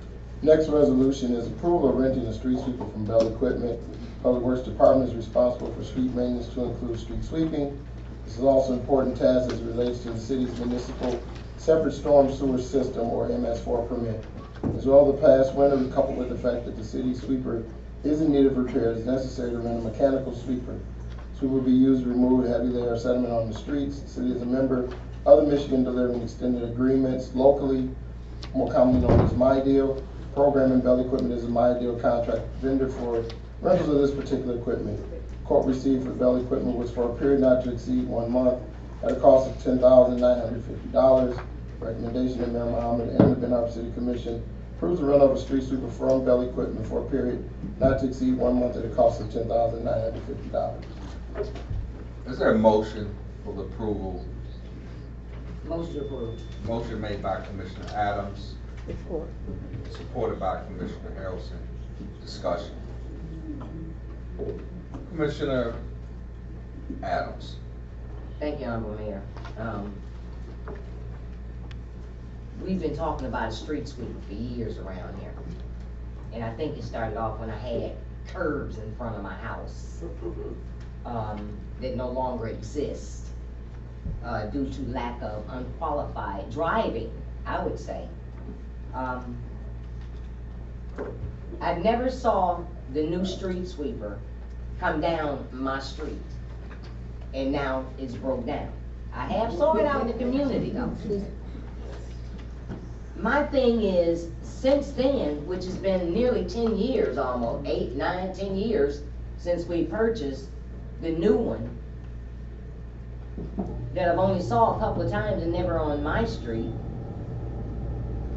we are renting a street sweeper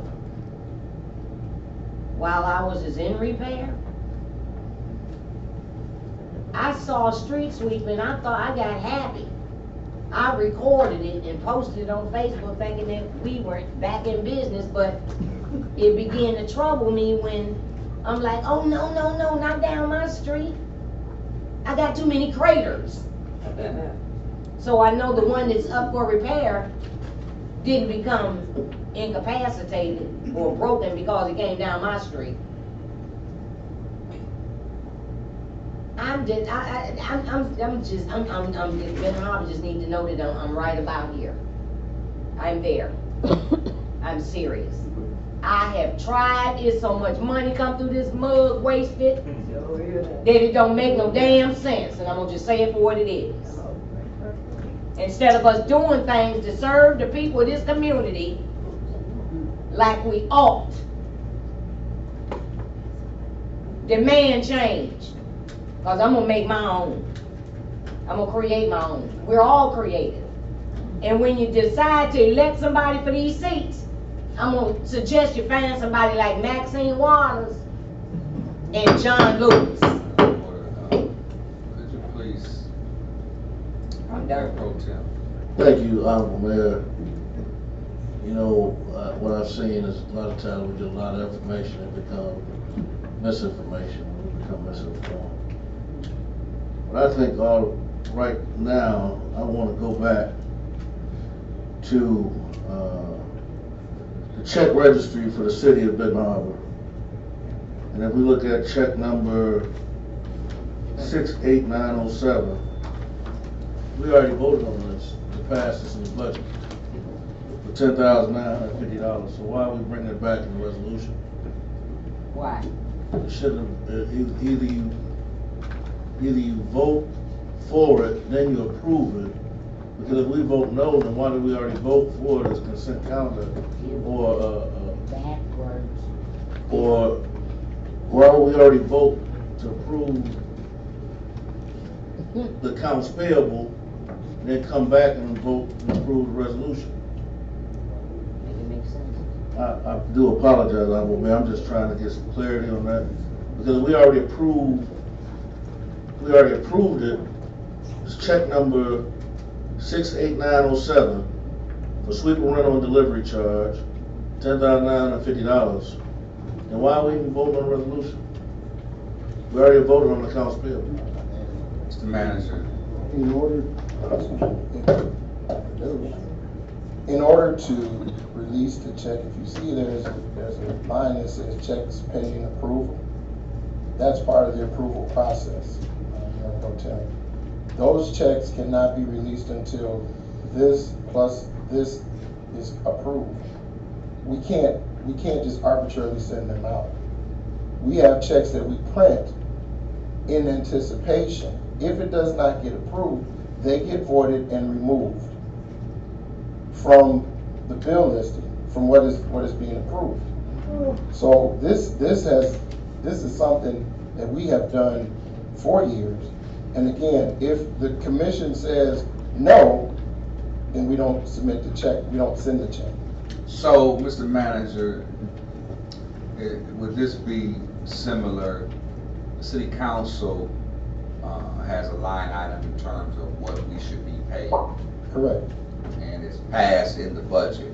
Correct. But we vote every 2 weeks for the checks to be approved. Absolutely. After already approving the line item. Absolutely. And the agreement on what the stipend would be, yes. So, I mean, really, I think the whole, I mean, that's just, I'm not gonna go off. Mayor Pro Tem. Yes, Mayor, and it is a very valid statement that you just stated, but the problem is, the process in this is seen backwards, because our checks are not released until we vote. But this, why do you vote on, we're not voting on a resolution for our checks, and then voting on the budget for the accounts payable for our checks. Everything on this list has already been voted for or approved. In the budget. In the budget, but except this rental. This rental is coming through, and I think that we can just go ahead and,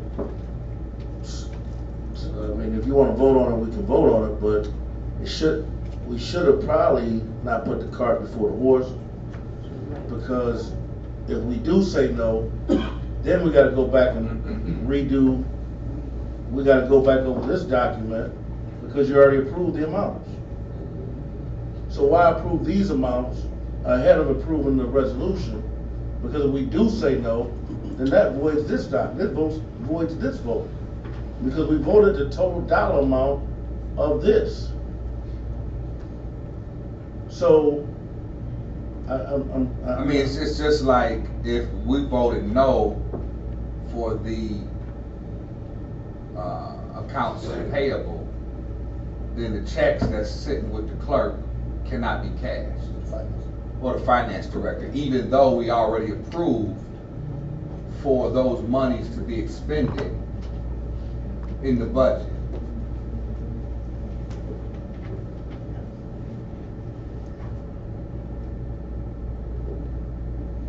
So, I mean, again, really the whole system needs to be relooked at.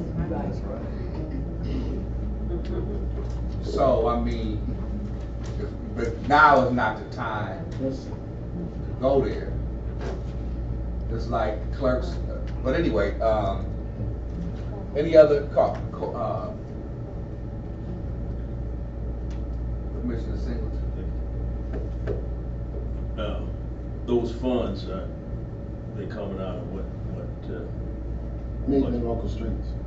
Major local streets, which is funded by. Which is Act 51 money that's funded by the state legislature. So this is not the general fund? No, sir. Commissioner Adams. Thank you, Uncle Mayor. I do appreciate City Manager Watson explaining during the committee meeting that the reason that we were using the street sweeper when we were was because it was rented to somebody else closer to this community, and before shipping it all the way back and to have it bring it back, and you know, wear and tear on anything can be heavy. But he said in order for us to, I guess, keep it, I mean, it made sense, and I understood that, but we spending money on rental and repairing our own. I just, man. It's no different if the car breaks down. Yeah. You gotta get the car repaired, but you still need a rental for transportation. Yeah. So it's just a common maintenance and management practice. 10,000 for 1 month though. I mean, I Honorable Mayor, I gotta admit, when I saw that, coming up on the committee agenda. You know me, I had took a picture of the thing when it came down the street, and I went and Googled and started checking prices on what this type of equipment costs. And they are very costly, and we do need a big one. As we grow as a community and we want our community clean, we're gonna have to spend that type of money, cause I mean, one of these big jokers could run up to $300,000. I mean, in the future, we're gonna need and want one, maybe two.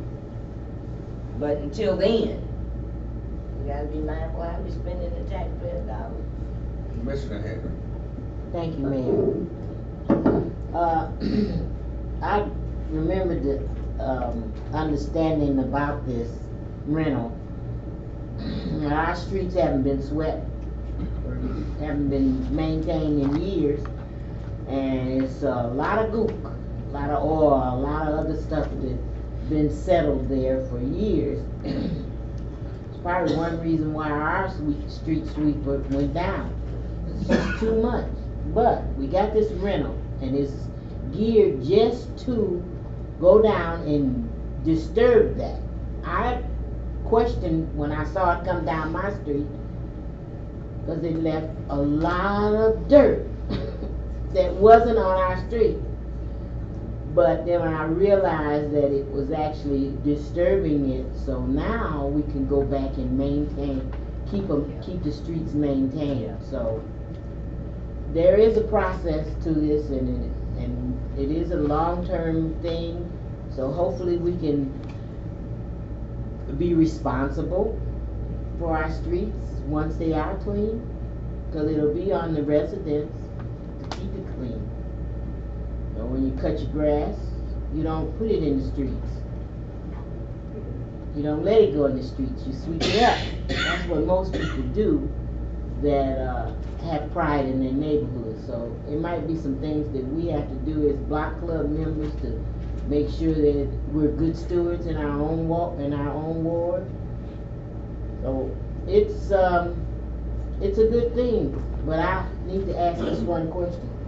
And I think I understood that we got this machine way in advance, and our 30 days starts when and ends when.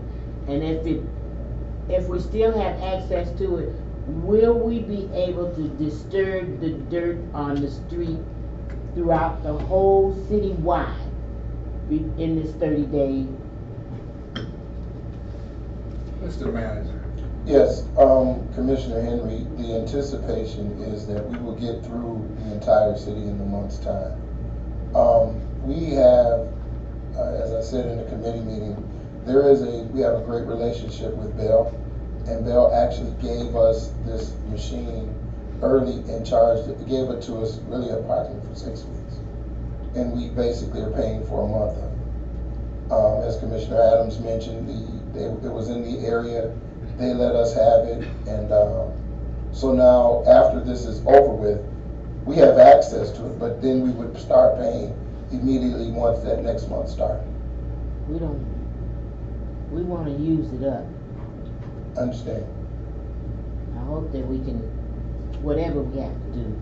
Understand. Hire a part-time person or overtime, whatever it is we have to do. The process has been started and we need to finish it. Thank you. If I answer my question. Mr. Adams. Thank you. Just quickly, I'm reminded of the time that when the trash man runs, the sweeper would come the day after.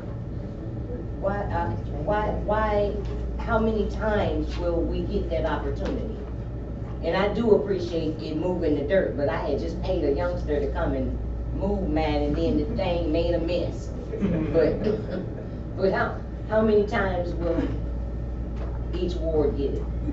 Well, it's actually, Commissioner, what we're trying to do is get through the entire city one solid time. After that, like I said, if we need to rent it again, or if we need to rent it for a week-to-week basis, we may look at that. But at this point, the intentions are, while we have it, to get through the entire city at least one solid time. Rain makes it difficult. And if we get deluges like we've been having, there it's even worse. So again, that's the idea is to get through the entire city one time. Honorable Mayor, can we do something and ask people to move their vehicles off the street when we know this thing is running? Because some areas couldn't be hit for that purpose. And they do look nicer. We can do that, Commissioner. Where we go out and have someone go ahead and say, hey, we're coming down Wall Street or Wakanda and have them move them. That's fine. Appreciate all the input, but the first step is that we approve it. Make a motion. Call for the question. Commissioner Henderson? Yes. Commissioner Iceland? Yes. Commissioner Harrelson? Yes. Commissioner Henry? Yes. Commissioner Singleton? Yes. Commissioner Adams? Yes. Mayor Pro Tem Seats? Yes. Mayor Muhammad? Yes. Motion carries. Next item is the acquisition of tax reverted properties. The city of Benton Harbor desires to acquire properties currently in the possession of Berrien County as a result of the tax foreclosure process, including 11-54-6050-0023-00-1 and 11-54-6050-0024-008. All these properties located within the corporate limits of the city of Benton Harbor. The city has the ability to have properties removed from the foreclosure list prior to being sold at public auction. Price of acquiring the properties is the amount of the delinquent taxes, which is equal to the minimum bid set at the public auction. City manager's office has worked closely with the county treasurer's office to identify properties to be obtained that serve the greater public good for the citizens and community. It should be noted that these properties have been through the foreclosure process and are in the possession of Berrien County due to non-payment of taxes over a 3-year period. The cost of acquiring these properties is $1,059.27. Recommendation that Mayor Muhammad and the Benton Harbor City Commission approve the acquisition of properties 11-54-6050-0023-001 and 11-54-6050-0024-008 located in the city of Benton Harbor from Berrien County in the amount of $1,059.27. Is there a motion? Make a motion. Motion made by Mayor Pro Tem Seats, supported by Commissioner Adams. Discussion. Mayor Pro Tem. Yes, through the chair, these residents of Benton Harbor, as far as this is a property that somebody lives at? Samantha. No.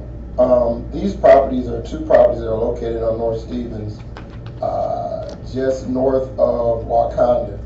The purpose of acquiring these properties is that the city has infrastructure that's a 48 or 54-inch storm sewer that goes through there that is in need of repair.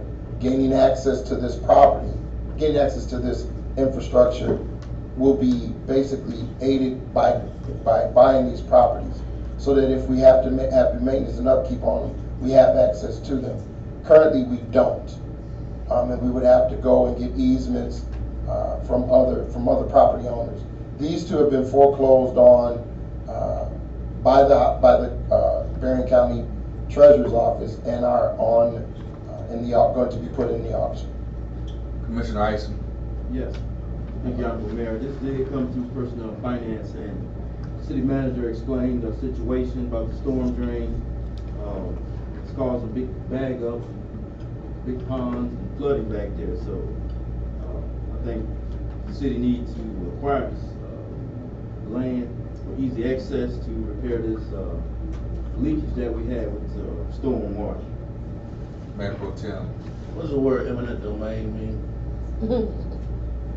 I just kind of beg to differ that we should have to give a real estate tycoon any kind of money when they make hand over fist, double, triple the amounts of property when they auction them and never give us back a dime. And this time that we do need the property, that we're still gonna get charged hand over fist. But there was property that was in Benton Harbor that was on the list to the last one, that was $600, and they sold them for $14,000-15,000. We never got a dime back of that money. But I wanna know what the word eminent domain means, and is there a way that we can go with the eminent domain instead of paying them anything? Because I really don't think we owe them a dime, much money they got off us. Mr. Manager. The eminent domain means that you can take property for the purposes of use by the government, but you have to compensate them for acquiring that property. You can't just take it and not compensate for it. Does the attorney have any objections to that? City manager is correct, Your Honor. You take, if you could show a need, a public need, you can take the property, but you have to pay fair consideration for that property. Can it be challenged? And there, it has to go through a court proceeding. So, To execute eminent domain? that's correct. And what court would that be subjected to? Normally it's the circuit court in the county, so it would be Benton County Circuit Court. Benton County Circuit Court. Through the civil division? Yes, sir. Honorable Judge Wiley. He's one of the judges. Commissioner Singleton. Also, I guess when you look at the cost, when you talk about if you did go with the eminent domain and have to spend the legal fees, probably gonna outweigh the $1,100 or whatever for that property. Commissioner Adams. Thank you, Honorable Mayor. I understand exactly what City Manager Watson described when he stated that this thing needed to be replaced, and where it is on the property of the KPEP. Do they hold some part of the burden of this? Because there's a big hole there. I mean, yes. I don't want to get into KPEP. No. I'm talking about, I'm not KPEP, the owner of the property. Is it possible that they could bear some of the burden of the payment? Commissioner Adams, this storm sewer is about 30 feet deep. It's very sizable. Where I showed the pictures of the hole, that gate post would never touch our storm sewer. It would never get to that depth. So there is no culpability by KPEP or any of the people in that area. This is ours to fix. And just to let our first estimate out the gate is $235,000 for repair of this line. So that's the first one that we got. Oh, so we got some more. We're definitely gonna get some more. Commissioner Henry. Thank you, Mayor. Two parcels, both of them just connected to each other. Are they buildable? No, ma'am.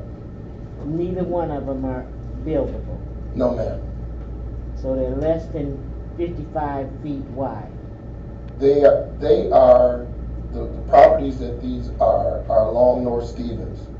They're to what would be to the west of North Stevens.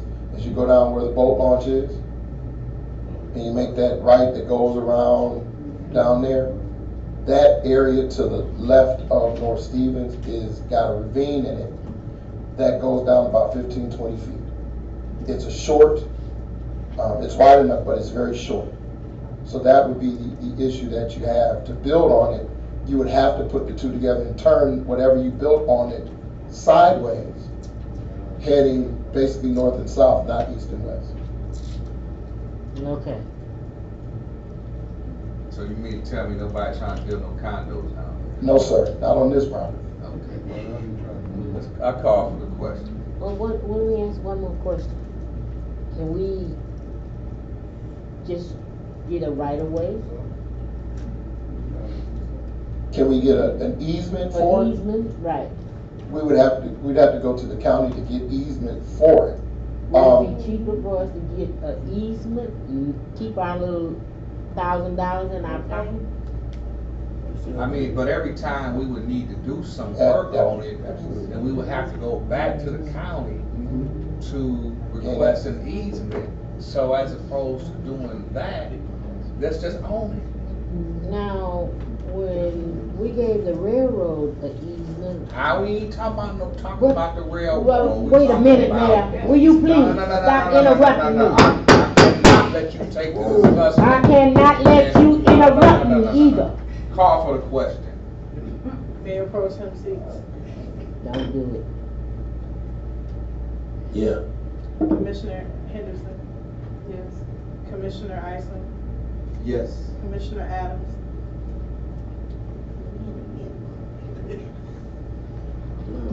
Yes. Commissioner Harrelson. Commissioner Harrelson. Yeah. Commissioner Singleton. Yes. Commissioner Henry. I abstain. For what purpose? For none of your business, Mayor, because you can be disrespectful as you can be. Don't ask me, because that is my privy. You're required to. I'm not required to do anything. Make me. Mr. Attorney.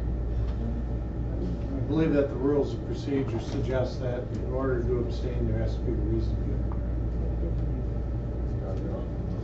What did I just say? Make me do it. And I don't think you can. You play them politics with me. Make me do it. Madam Clerk. Mayor Muhammad. Yes. Motion carries. This brings us to staff comments. I'd like to yield to the Director of Public Safety. Director McGinnis. I don't have a lot to say. There's no microphone.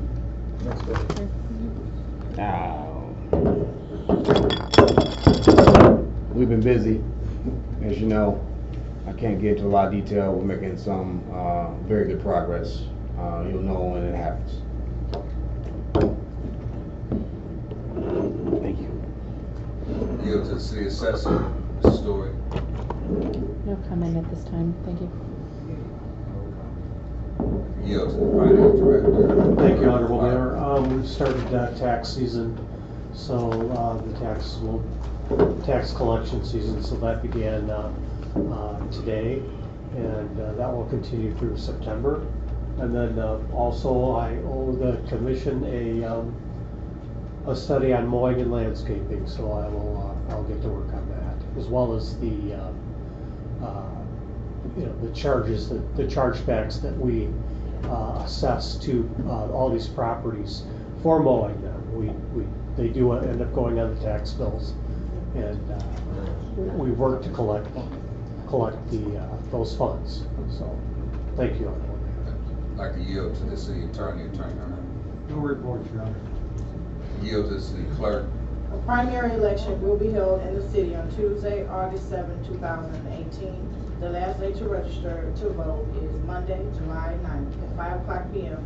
at any Secretary of State branch office, the county clerk, or city clerk's office.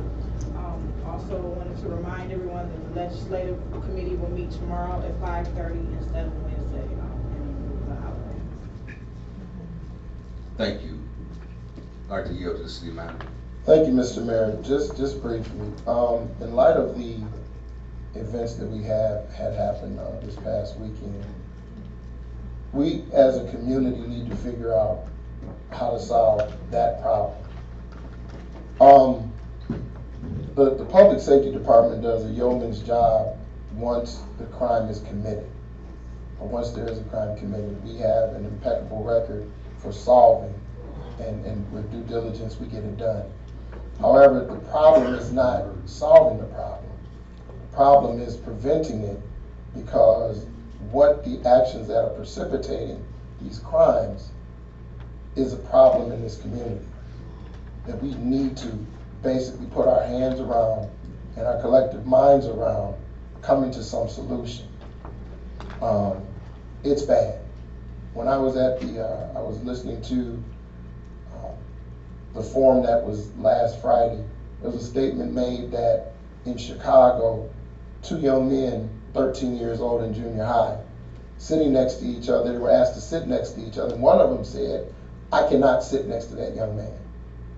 So the moderator, the facilitator said, "Well, why not?"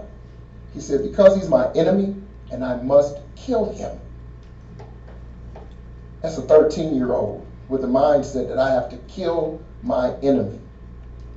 There's a problem here that we need to get our hands on. And I'm asking all that would and will to let's collectively come together and figure out what we can do as a community to address this. Because it's not going to get any better if you don't put some work toward it. It's only going to get worse. This is just the beginning of the summer. The kids just got out. They just got out. And again, it's something we need to come together and figure out. Thank you, Mr. Mayor. Thank you, Mr. Manager. Commissioner Harrelson. Thank you, Honorable Mayor. First of all, I'd like to say my heart goes out to the families of the young men that were killed this weekend. Also, the young lady that had the problem on Territorial, I remember it's been about 10 or 15 years when she had the problem, and I just think it's been going on long enough that someone need to see what's going on and make a decision one way or the other, because living in that condition, not knowing, I mean, that would frustrate anybody. And the young lady talked about the snake. I didn't know snakes come up in the city, but I found out when my dog got loose and my kids was running the dog, trying to catch him, they ran up on 2 small snakes in the city. And I tried to keep my grass down where I live, but I mean down the alley there were weeds. So I didn't know snakes come up in the city, but I would be willing to give my house up. If I could. I would, but I was saying, also, when some of the lots are being cut, they take the blower and blow the trash in the middle of the street, and I think that's wrong, and I think that needs to be addressed, which I did. Asked the young man, I said, "Why would you do that for somebody else to clean up what you messed up?" I said, "It's not fair." And he did get it up, but I think it needs to be addressed when you see it. Thank you, Your Honor. Commissioner Henry. I want to thank all the citizens for reporting to us, exposing problems that you see in your neighborhood. We're only one person, and so it's important that you share when you see something wrong, so we can try to fix it.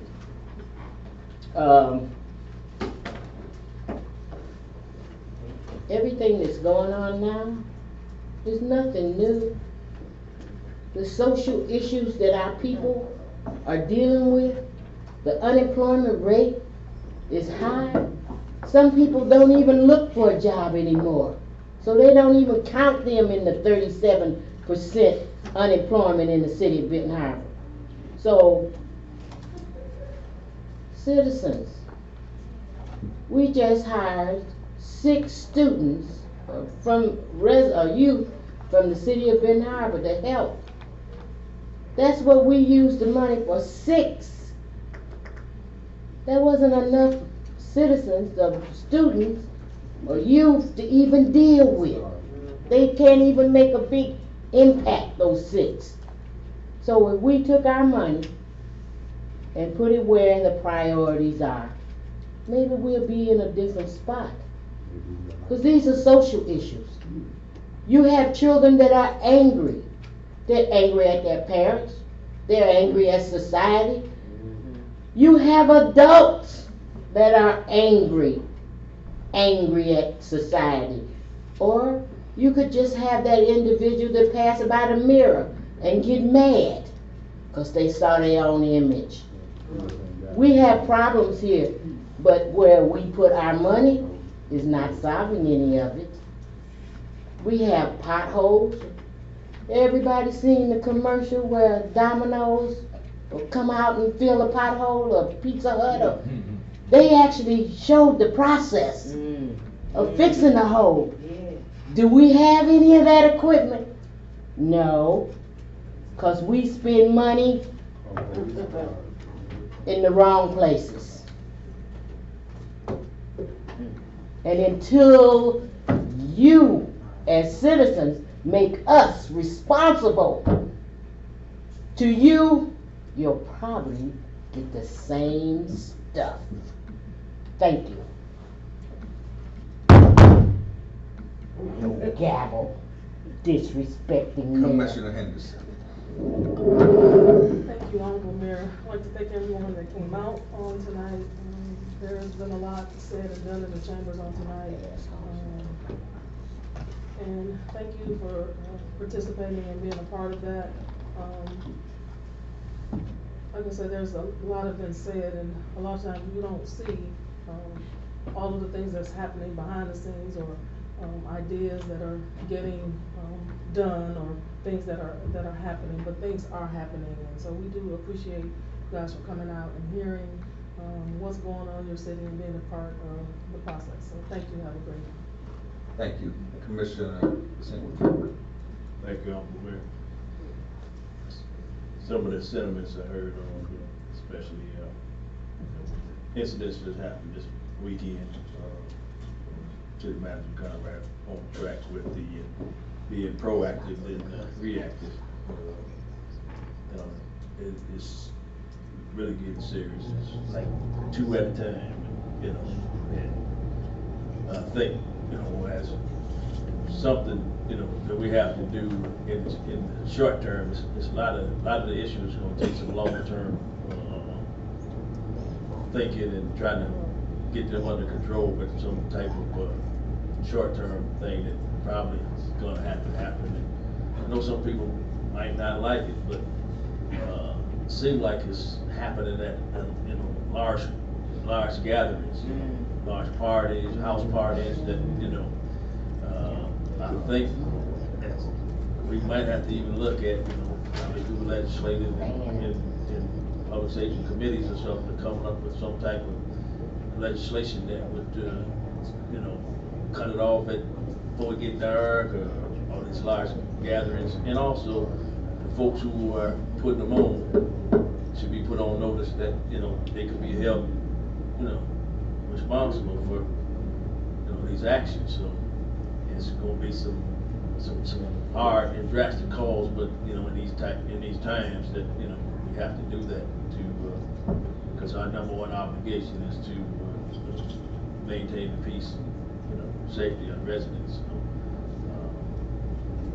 So it's gotta happen, you know, and then the dialogue, the talking, we got to figure out what's going on. A lot of folks, you know, talk to the youth, but not listen to them. So it's going to take a whole lot of conversation and some dialogue to find out what's really going on and get this thing under control, because it's not good all the way around.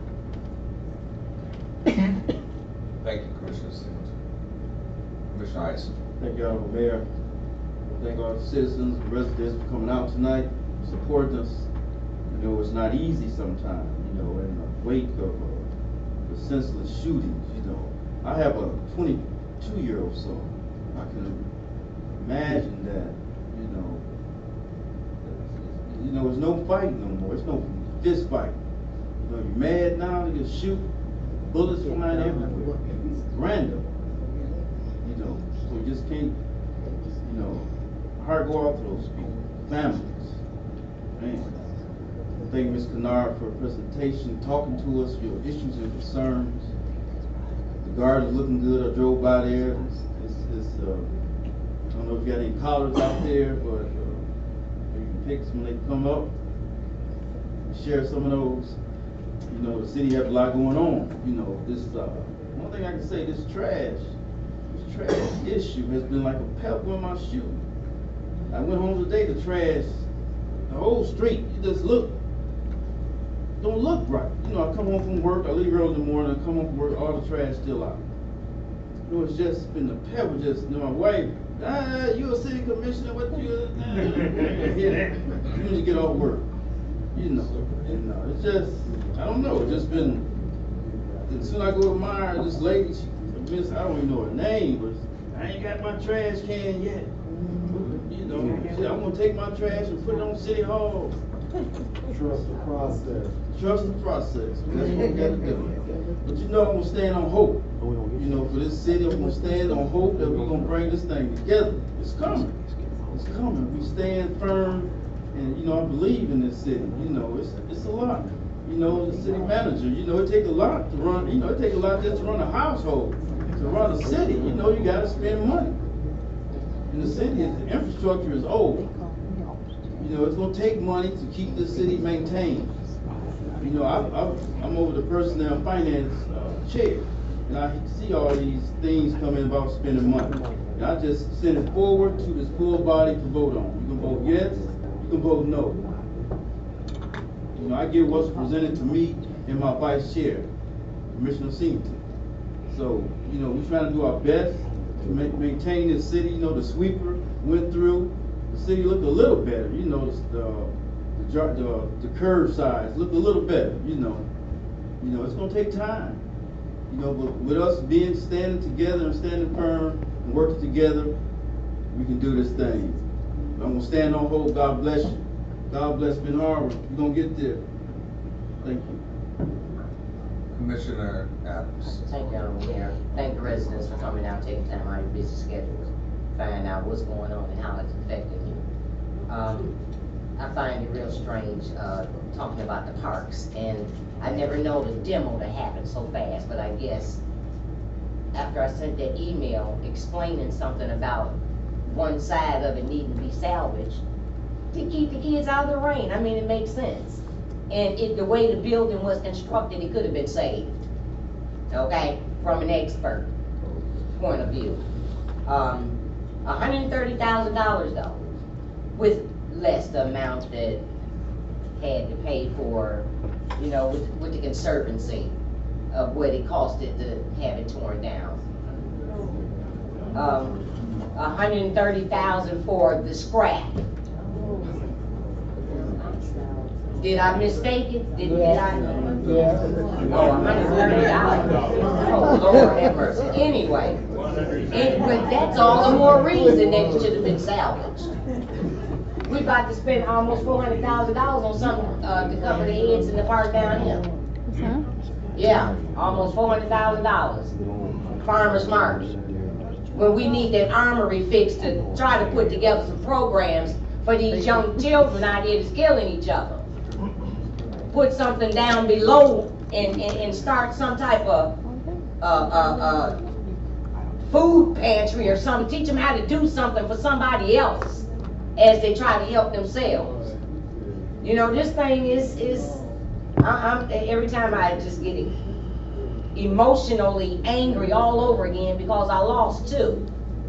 And a child that went into an epileptic state after they died. They were murdered right up there from the very place that I'm always talking about, the armory. And then it just reawakens the pain all over again. But this happened because, yeah, he better tell on you. If you were with him, he was supposed to tell on you. But you snuck up and took my baby's life, along with my nephew. Rotten. It's just some rotten people in this world that are going to do rotten shit. Excuse me, I still got the floor. But if we don't, please forgive me. But right now I'm angry because it seems like it's happening too frequently. But nobody else, we can talk all we want to, but doing what? Talking to look good? Do something. If you got the power to and you do. I mentioned something about the armory for the kids fighting at the school. Let's get back to boxing. Let them challenge each other. Pay $1 to get in. Box it out.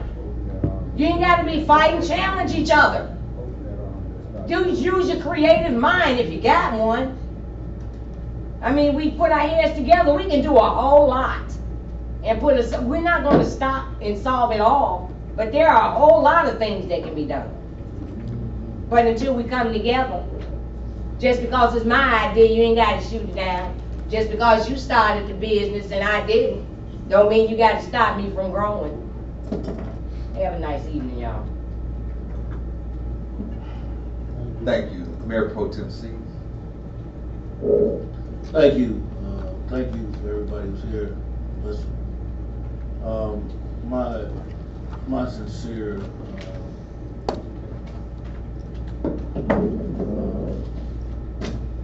thoughts and prayers are with families who lost and buried their son. One of the young men I know was there when he was born, actually. Seeing him raised up from 1 year old all the way up. Actually referred to me as uncle. But the fact of the matter is that Benton Harbor has a major problem, and it's called the silence of the street. Anytime somebody can break in your house and walk down the alley with your TV and nobody call the police, or somebody can shoot in a party and nobody want to turn them in and want to give street justice. I would concur with what my colleague just said about letting them duke it out, but they tried that out there in Highland Projects and the boy was shooting hoop. And they said, well, let the best one hit the shot win, and the boy ended up getting shot in the chest with a shotgun. You know, my son just had an instance where they were playing basketball, and beat the team pretty bad, and they want to fight. We have to counteract that behavior. And it's hard for these children not to be treated like they're the problem when they grow up, feeling like they've been the problem. We got to start in the education system. We got to get these guys when they're young. We got to get these girls when they're young. Because some of them way too far out the box now. And we got to get these guns off the street. Everybody got guns, and some of these guns they got on the street, I wouldn't want the police to try to fight with them. I mean, they got some high-powered guns on the street. You think you listen to some fireworks, that's actually some guns. I mean, you know, we had to shut down the house just because they were selling dope. You know, shut it down, somebody got to close it. So what are we going to do moving forward? I hope, and I'm serious when I say this, I hope Commissioner Adams would help us, because I don't know what it is to lose a son, neither do I want to lose a son. I don't know what it is to lose a daughter. But to hear from the heart of a person who lost their child to unnecessary violence, to an unnecessary gunshot, and to let somebody go spend life in prison, who might not even deserve to be alive today. That's one of the biggest problems. We're taking care of criminals. And while we marching our own neighborhoods and get answers for all these unsolved murders that wasn't no white folk who did it. It wasn't the KKK that did it. They sent us a letter a long time ago to the high school to say, thank y'all, we ain't got to kill y'all no more. Y'all killing each other. That needs to be one of the greatest things that we march against, is killing one another. Marvin Gaye had it right back in the day. He said, brother, brother, brother, there's too many of us dying. There's too many of us dying. And I'm going to give you this last statistic, and I'm going to turn it over to our beloved mayor. The Caucasian male is dying faster, almost at a genocidal rate, because of, if you research instead of talking, because of heroin. The opiate epidemic is wiping them out. the black man is dying, or the black young man is dying at the hands of other black men faster than cancer, diabetes, any other disease. We have to begin to resurrect the portrait of who we really are. And we're better than this. We're better than this. And until we stop fighting one another, because it starts right here. Somebody watching us down here arguing and fighting right now and saying they can't get along, so why we gotta get along? And we fighting over stuff that don't make sense. When somebody got to bury their child, and we arguing about picking up paper, do your part, and we'll get it done. But until that, I pray that we don't lose nobody else's son, nobody else's daughter, nobody else's father. Those boys were fathers too. So thank you for coming out. God bless. Good night. I'd like to echo the remarks of my colleagues. The senseless murder. I've heard some say we need to stop the violence, but I think we also need to stop the silence. People tag me for a number of reasons through social media, but I have not got one tag concerning any type of leads, any type of anybody know anything. I'd like to commend the police department, the Director of Public Safety, who've been working around the clock. And hopefully we can come to some resolve as it relates to some justice for those young men. And the young lady was also wounded. So I think that it's certainly something we need to look at as a community. Someone mentioned about marching. People can come march on City Hall. Where are we going to march concerning this situation? Who are we going to point the finger at concerning this situation? Is it the council's fault? No summer jobs. We're good at pointing the finger. But my grandmother taught me, there's 3 pointing back at yourself. So I think there needs to be some real self-reflection and some self-correction. Mentioning Mayor Cook, when I would turn on the TV as a young man, I could absolutely be assured that when I watched City Hall meetings, it was nothing but fussing and cussing as a young man. And I would ask, are we any better? So it starts at the top. And until we can agree to disagree and continue to have a civil, healthy discourse and dialogue, which does not have to sink into name calling, personal attacks, political skullduggery, then we know better than those that's fighting out in the street. So hopefully we can get our act together right here.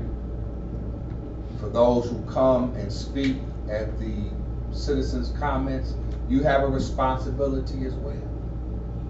If you see problems and you want to be critical, it should be done at least in a dignified manner, not condescending, tearing people down, throwing out a lot of innuendo with no proof, slander.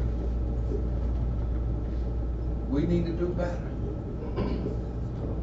And until we can look at ourselves, then we'll continue to be pointing the finger at somebody else, playing the blame game. But with all that being said, I want to say that Mayor Cook, I'm happy to be a part of this wonderful evening.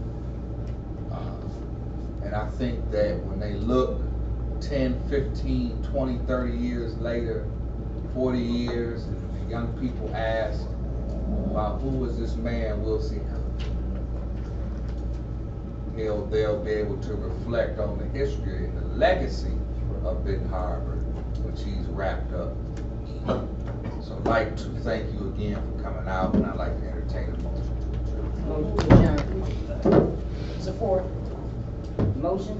Made by Commissioner Henderson, supported by Commissioner Adams. Commissioner Henry, Yes. Commissioner Singleton, Yes. Commissioner Adams. Yes. Mayor Pro Tem. Yes. Commissioner Geraldine, Yes. Commissioner Heisen, Yes. Commissioner Henderson. Yes. And Mayor Muhammad. Yes.